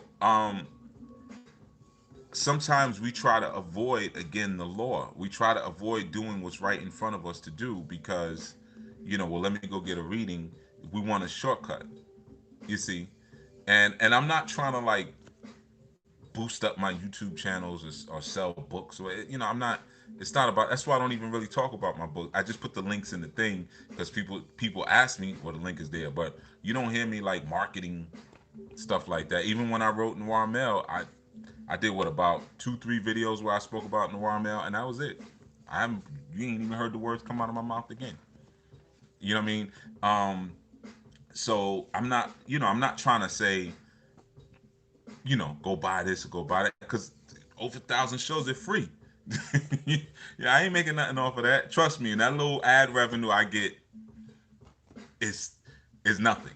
I mean, like like I make like some videos and make like 3 cents. You know what I'm saying? Like, because I look at the things, because the subjects I talk about, a lot of them are not advertiser friendly. You know what I mean? So I don't. It's not that, I'm not building up no big time YouTube presence or anything like that. Um, so I'm telling you, man. You said, oh, somebody slipped and gave a thumbs down. Mark, I saw something about a thumbs down. Please, if you respect, I know, give them saying. Please, if your hand slipped on a thumbs down, fix it. If you got nothing to leave, if you got nothing, leave nothing. If you receive, you know how that goes. know how that goes. But sometimes you do slip. I've done that once or twice and actually hit the thumbs down by mistake. But you just hit it again and turn it off. Or maybe you, like I said, maybe you don't like me. Maybe this is not what you wanted to talk about today. I ain't got no problem with fighting. But or maybe you didn't like the idea of me saying you don't need readings like that. But you got to think about where your concept came from about getting readings. Like, who told you that's supposed to be a normal part of your life? To constantly be tapping into the spirit world constantly like that. You know what I mean? Like, who told you that that's what? And I'm not just talking about you, Rod. Just so you know, I'm just addressing a bigger issue because you just asked a straight question. So I don't want you to think I'm just getting on you, or anything like that. But I've been saying it all this time. You've been hearing me that when you start to interact with these energies, they make you smarter if you're interacting with them better. They're for character development. Nine times out of 10, you come and get readings. And here, let me give you another thing. Ooh, I'm glad we waited to the end because a lot of people left. Men, stop getting so many readings. Matter of fact, Rod, don't even get no reading. You could go to somebody else, but don't get no reading. Janelle, you want in-house teaching? Then get a husband. That's your in-house teaching. Get a man. That's who's supposed to teach you in-house. A man, not a babalao, not an Ianifa, not your pastor, not your imam, not some YouTube personality. But your husband is supposed to be your teacher and your high priest of the house. That's how that works, right? Now, I don't know what y'all been talking about, so I may be out of context. I don't think I am, no, because family is never out of context, But men, I'm gonna have to give it to you raw, man. Like, well, nah, I mean like that. Let me rephrase that. I'm gonna have to tell you directly. Um, y'all be getting too many readings, man. Where's your intuition as a man? You see, you have to be able to enact your own intuition, and you have to be able to whatever I give you, you take that and then you grow something with it immediately, man. You don't just you don't tether yourself to anybody like that. That's like, I don't want to say what it is, but it's not manly. You know, um, because you look at it like this, and I've said this before.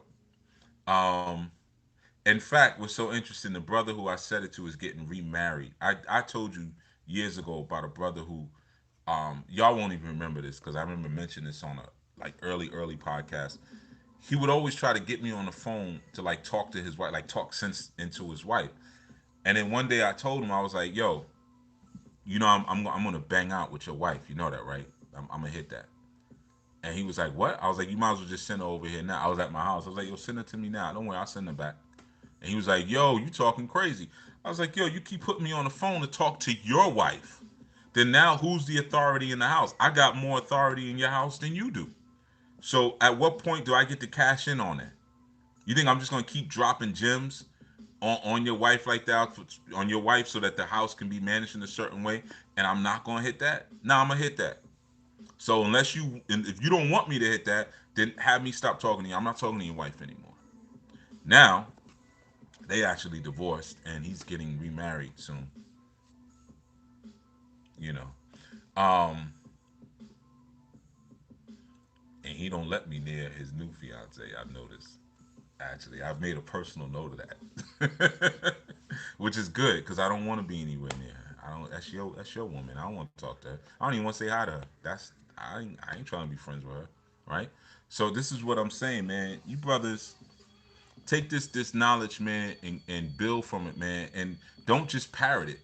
I notice some of you do that. Like, I'll do a video, and literally within 10 to 15 minutes, I'll see a social media post. Are you saying the same thing I just said with no credit back to the source? That's some sucker stuff, by the way. You know, by the way, that's some sucker stuff. You know what I mean? Like, where's your thought? Where's your originality? Where's your inventiveness? And if you don't have it, man, peace aside, you pull away for a minute until you get it. You see, pull away. Go into the woods, man. Go for a hike. Go for a walk. Go silent for a while, and get tuned into your own voicing. Get tuned into your own creativity. Janelle, I know you were talking about spiritual classes. I see that y'all talking about this now. It's funny because I was not referring to a husband. Yeah, but you need a husband. That it's not spiritual classes. I know what you were referring to when you said you want in-house teaching. Now I don't know what y'all been talking about, but the answer is the same. All right. Now again, if I'm out of context, which I know I ain't, but I'm just gonna say it. If I'm out of context, okay. But a lot of you sisters, man, you come for classes and whatnot, man. For what? See, I don't want to turn this into this at the end of the segment. I really don't. But, but a lot of you, peace, natural, man, you coming for classes and for what? You know, most of the time when you're looking for somebody to study under, let me give it to you. Most of the time when you're looking for a Babalawo to teach you or a guide or a spiritual guide, you know what you're looking for? You're looking for a husband. That's what you're really looking for. Be honest. Like sit back for just like I'm telling the men to sit back and think. Sit back for a moment. What are you really looking for? Oh, I need some guidance. I feel like I need some direction. That's what a husband that you want a man. That's what you're looking for. You know, I'm so lost sometimes. I'm just tired of doing everything alone and having to come up with all the decisions by myself. You're looking for a husband. That's again, that's what that's called. You're looking for a man. You see, I ain't gonna keep going back and forth with it. Not that we're going back and forth, but I'm just gonna say that. And for some of you sisters, like Janelle just said, but I'm their spiritual guide. You ain't nobody's spiritual guide. That's the blind leading the blind. You ain't nobody's spiritual guide. Just stop. Just stop. You're not qualified to be anybody's spiritual guide other than children and younger women. That's it. Now you could sit and run your mouth, and this is the same thing I was explaining earlier. You got a lot of, I'm just gonna say it, ears who don't know what the hell they're doing. They're not under anybody else's authority. They have no authority, but they have these followings of women who I'm going ear to get a reading, and she's destroying lives.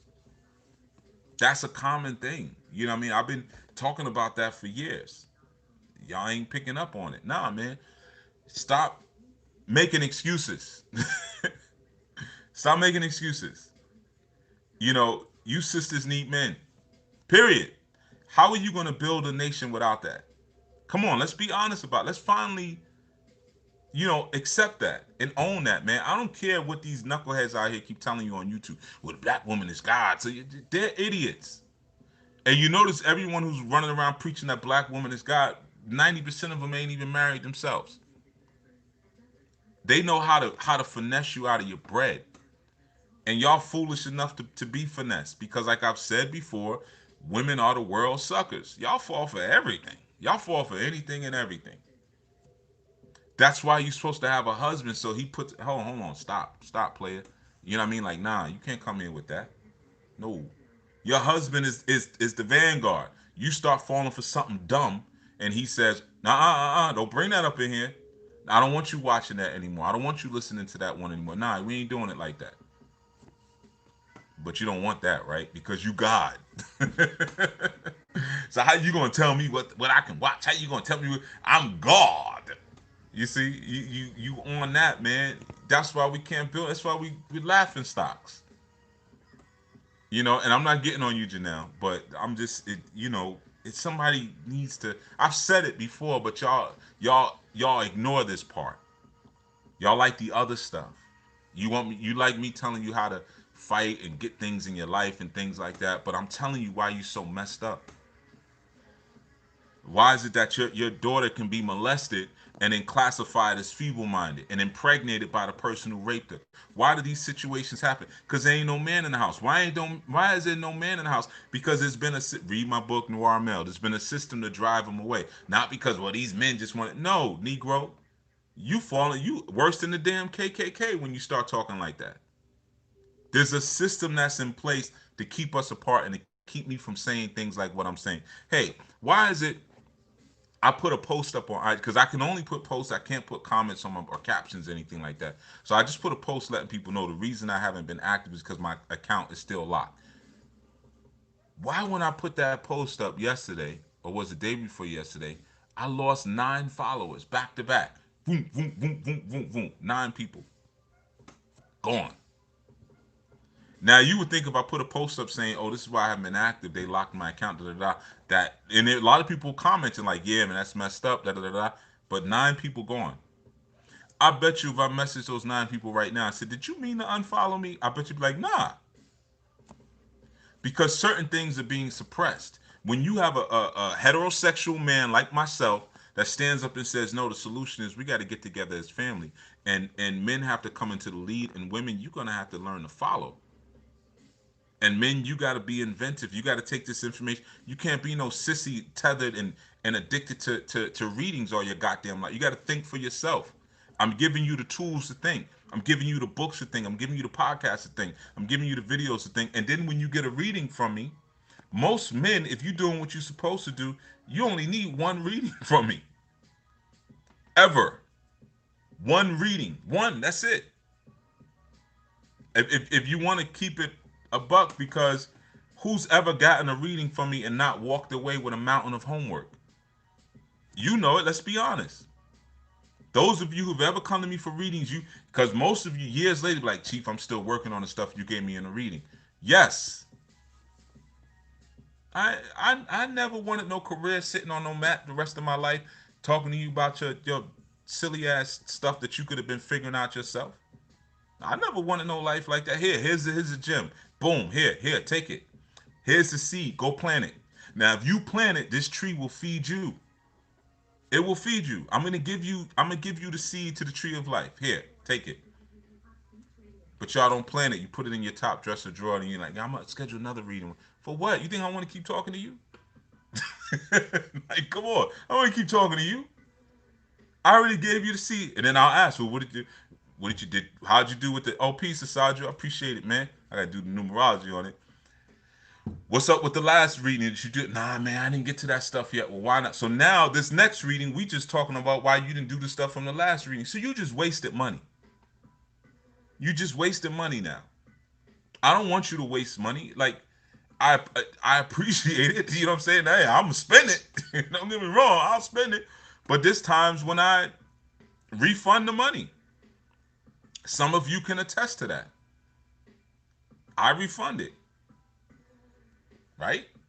And I know the answer is right because some of y'all in the chat who I've refunded your money before. Nah, you don't need to pay me. Because I know whatever you're gonna ask me, you got a reading from me 2 months ago. You got a reading from me last month. Whatever you're getting ready to ask me, you really don't need to ask me. Tell you what, instead of an hour, we could talk for 30 minutes, take the money back. Because I already know what it's going to be. It's not new. I need to look into, unless somebody just got hit by a car or something like that, which that ain't it. You just you just need some emotional support, or you just need a kick in your behind. See, that's my job as chief. I go to your plate, I put the food on your plate, and I look at what you ain't eating, and then I shove that back into your head. You ain't finished that. Eat that. I don't like how to eat it. Eat it. That's my job. A lot of times I'm going to give you the good meal to begin with, and you're going to try to avoid it. You're going to try to feed your food to the dog. You're going to try to spit it out of your napkin and stuff like that. You're going to try to slide it into the garbage when I'm not looking. I'm going to take it right back out the garbage, put it back on your plate, eat it. So some of these things, man, and I know this all popped off from Brother Rod's, like how many readings, but I'm not gonna be here forever, man. So some of these things I need to say while I got you. While I got 75 people in the room, some of these things I need to say, like, brothers, stop getting so many readings, man. You don't need them. You don't need them, man. Get that brain activated. Get that brain working. You see what I'm saying? And sisters, you don't need so many readings. Get a man. It ain't me. You see what I'm saying? And I know you're not trying to come on to me or anything like that, but there's certain things that you may assign for the Babalawo to do that the husband is supposed to do. The leading and the guiding, and sometimes even arguing with you on the phone, because I don't even do it. I'll take shut the F up. There's some of you in the chat be like, "Yeah, he's told me literally to shut the F up and listen." I've done that. I ain't sitting here wrestling with you all day. You better. I'm not here to condition your soil. I ain't doing that. You better condition it yourself. You know what I mean? What I'm giving to you is pure. And we have examples of that, man. Look at brother Zach. Look at Sister Manira, man. Look at Sister Moksha. I mean, Sister Kashia. Like Sister Aldere. These are people who say, "All right, give it to me. Give it to me, baby." The story was, all right. Come on, pour it in. You know, and they're growing and they're blossoming. You know, hey, I'm gonna tell his business. I think I've given Zach. He can confirm is maybe one reading in all the years I've known him.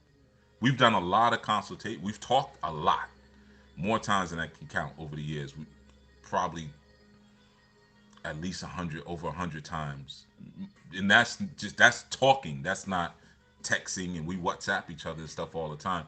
And it's always questions. So, Chief, okay, what about this? And it's always every question, and I'm telling his business, but whatever it is, what it is, man.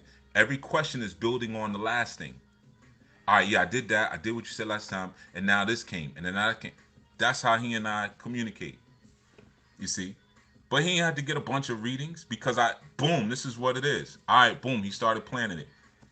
Now look at him, he's killing it. You see what I'm saying?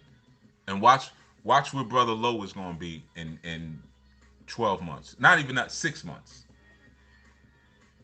My people are killing it. They're killing it, and they ain't getting readings from me like that. No, you don't need to keep doing that, man. Get this right. This is all you need. This is where the power is. You see, this is where the strength is. Because everything that you're trying to go to for a reading is subject to this. So you might as well just strengthen this. Just strengthen this. You see what I mean? And strengthen that community. And start living by those laws that refine the soul. Man need a woman. Woman need a man. Or man want a woman. Woman need a man. Stop trying to figure out all these shortcuts around it, man. The shortcuts ain't gonna be there forever. Oh man, this video's almost been 2 hours, man. I ain't mean to, what I mean, but it's the music I got in the background and all that. It's just kind of. I feel like I'm at the end of Rocky. You know what I'm saying?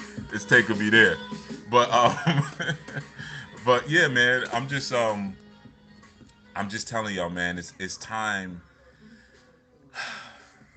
Some of you will catch it, and some of you won't. Some of you will still be on the same stuff, and what I'm saying is turning you off, and you'll be dumbing it down, and you know I'm gonna listen to my ancestors. You're gonna listen to your ancestors because it's not formalized. There's no set rules.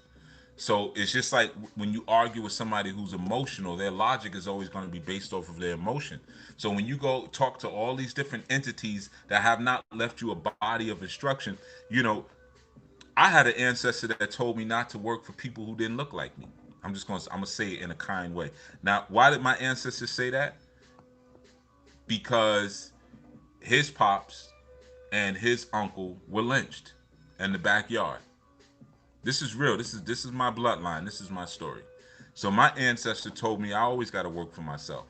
Now, check this out. You know when my ancestor told me this? My ancestor never told me this. My ancestor told that to my mother, and that was a family rule. You see? So I didn't go into some invisible space and hear something that I thought I wanted to hear. The instruction was right there. Now, did everybody in my family follow it? No. I did. Imagine that. Imagine my ancestor at the time. Hell, I'm just gonna say my grandfather. It was my grandfather. Pulled out of his bed. He was 12 years old, and they pulled the whole family out into the backyard and hung his father and his uncle on a tree in the backyard of the house that they lived at. This is not some mystical stuff. This really actually happened in my family, right? So when he came up, he taught us, but he had transitioned.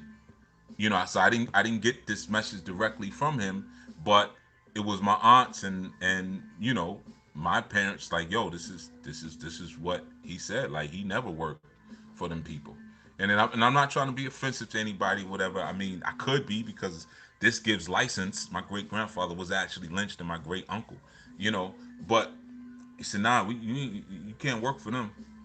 He wanted us to go into construction. He was like, "You start your own construction." He had a rule that I'll give you brothers. He always kept a pickup truck, and he was a genius, man. He was a mathematician. He was a school teacher. He was a principal. He ran moonshine. He was everything, you know.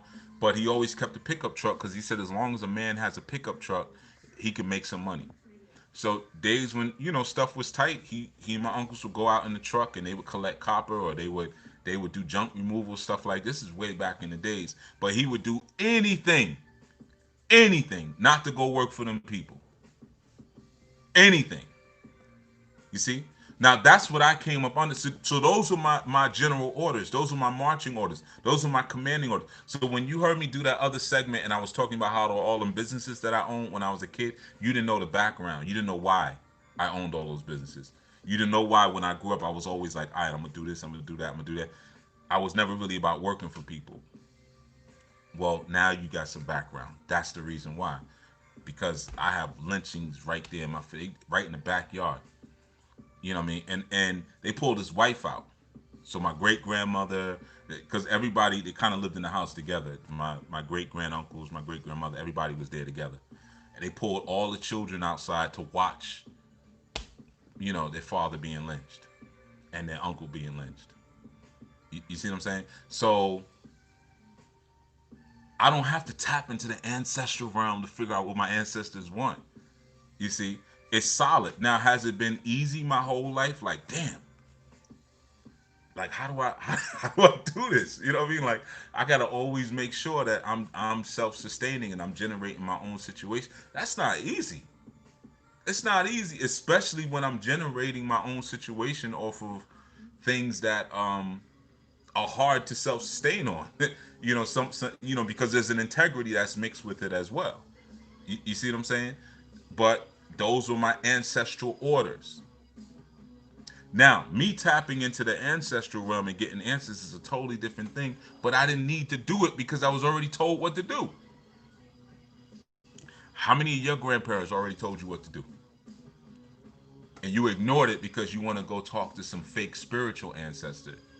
Well, yeah, my grandfather or my grandmother told me, we got land down in Alabama, or we got land down in here, or whatever. And my grandmother told me, never lose the family land, and I should grow food on it. But I'm gonna go and I'm gonna light a candle and talk to my ancestors about it. What? Huh? What you just say? That doesn't make any sense. You see? Well, I want to cast Ifa and see what Ifa says about my situation. Well, why don't you ask me, the priest of Ifa? I'm right here in front of you. Why are you going, so this is what I'm saying, man. We got to understand when those messages come in through the incarnations, man. Whether it was, my grandfather, like, yo, don't work for them people. Uh-uh. Don't work for them people. You better work. You better do it for yourself. You know what I mean? And then my other grandfather, he used to always talk about James Brown. You know what I mean? That part in the song, he said, "Well, I'm gonna do it for the other man, but I could do it for myself." He would always sing that line. You know what I mean? Because I always had my own businesses. Since I had my first business when I was 9, 9, yeah, you know, and then had my first employees when I was 11. Always did it for myself. You know what I mean? Bought my first storefront business when I was 17. I've been doing this. When I was 17, I had a storefront. You know what I mean? This is how I paid for my college tuition. I worked my way through college. I had my own business. I had bought my second storefront. I was what, 20? I don't remember.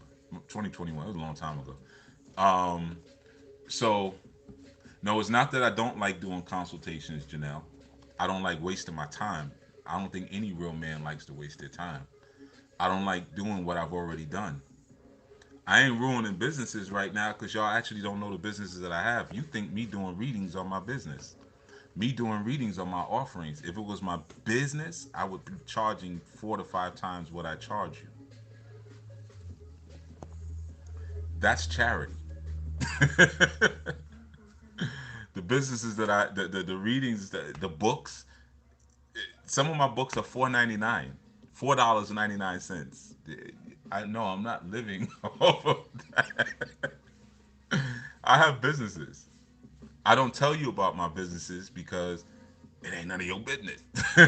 Sometimes it's good to keep that stuff separate. A lot of times when we have business, the first thing we want to do is put our name on it. And that's not always a good thing, because you might find someone who doesn't particularly like you. I may go buy a Subway's franchise. And you may have a thing about me that you don't like me, but you like Subways, but I'm not going to eat at that one because Chief Yuya owns that one. You see, so a lot of times it's good to keep your name off of stuff. So y'all don't actually know the businesses that I have, and that most of them are completely unrelated to what you would think that I would be doing. You know, I have a lot of e-commerce sites. I'll tell you one of them I had that you would think that I never had. One of the very first e-commerce sites I had was a sex site back in maybe 2000 and no 2004, 2005, somewhere around there. I had a Porsche 911 site, I had a Volkswagen site, and I had a site where I was selling penis pumps. Yeah, you wouldn't think that, right? Penis pumps. Pumps that dudes use to make their penis bigger. You know. Now, why did I have those sites? Because I'm a aficionado or fan of penis pumps? No, I've never actually used one, but because they were trending at the time, and I made a lot of money off of them. Now, around that same time, I was still teaching EFI classes and doing rituals, and no one knew that I had websites where I was brokering deals, and I was brokering deals for Porsche 911s, and I was also selling penis pumps. Now, a lot of y'all might laugh and be like, penis pumps. I'll show you some of the money I made, and then you realize why I can charge $4.99 for a book. Okay, so yeah, man, this is deeper. When you're dealing with these sciences, you don't have to wrap your whole life in them, but you use these sciences to make a better life and to get you closer to the divine. That's what you're supposed to do. You're not supposed to use these sciences to just kind of stay in these stupid circles.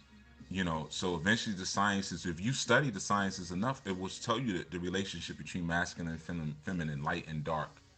And then, so when you hear me say, no, you're supposed to have a husband, it's science. you know. But if y'all want to stay dumb, I'm not saying you, Janelle, but I'm just saying in general, stay dumb. Stay in hell.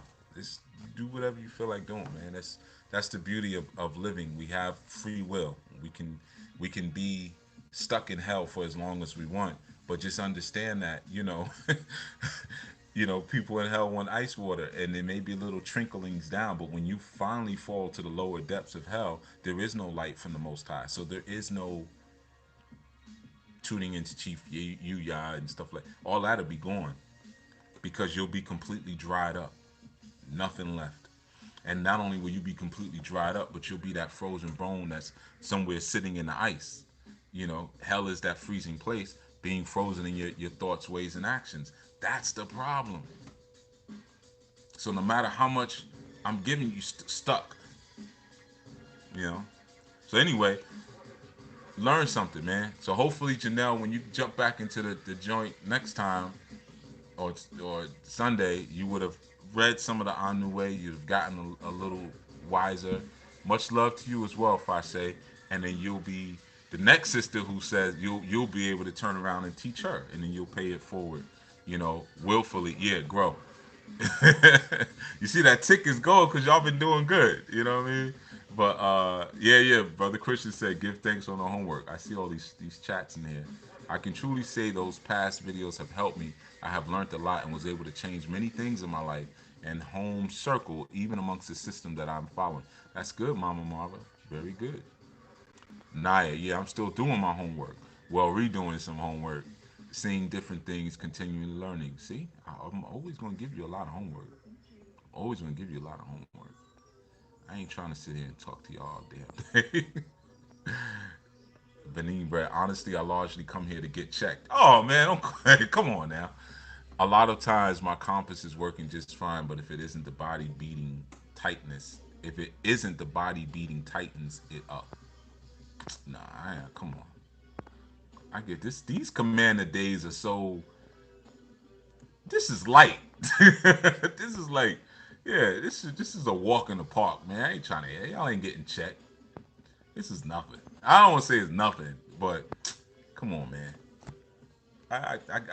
The baby gloves. You know what I mean? Is on with this, man. I don't even get into like the. It's light. I'm just gonna say that anyway.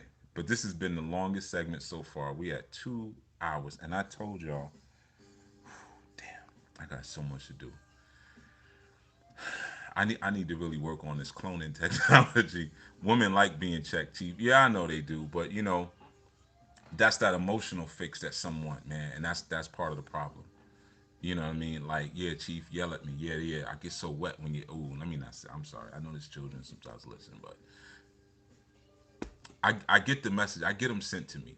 You know what I mean? Like, oh, when you say this and when you do that, I'm not doing that to turn you into bring you into a certain space. That's not the point.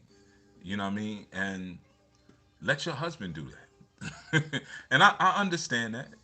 I understand that whole interplay because I have women in my life, and yeah, sometimes after you call them a couple of things and you put them in a certain position a couple of times, and then you get that night you get that little knock on the door. Daddy, can I come in? What? What you want? You'd be like Danny Glover, beloved. What you doing in here? Make me feel good in the inside. She be doing that beloved thing. You know what I mean? Because she got checked earlier that day and she ain't been able to, realign ever since. I get it, but that's not what this is. That's not what this is, man. That's not what this is. All right. So let me get it. Let me get on it, man, because y'all messing up my schedule. All right, everyone. Be well, man. Be safe today. Love, inspire, protect, and position yourself for the fight, man. Take the living word like we giving it, man, and let that word rehydrate you, not the checking, because that you dehydrating yourself. You letting the water get out, man. Peace, La Cruz 10. I don't think I greeted you earlier, but let the words rehydrate you, man. You know what I mean? So we can get back on this fight, because eugenics, Planned Parenthood, racial cleansing, man. We got a lot of things that have tried to reclassify us and dehumanize us, man, and we got to fight back for our position. All right, everyone. Peace, peace, peace, peace, peace. Be well today. All right? Peace.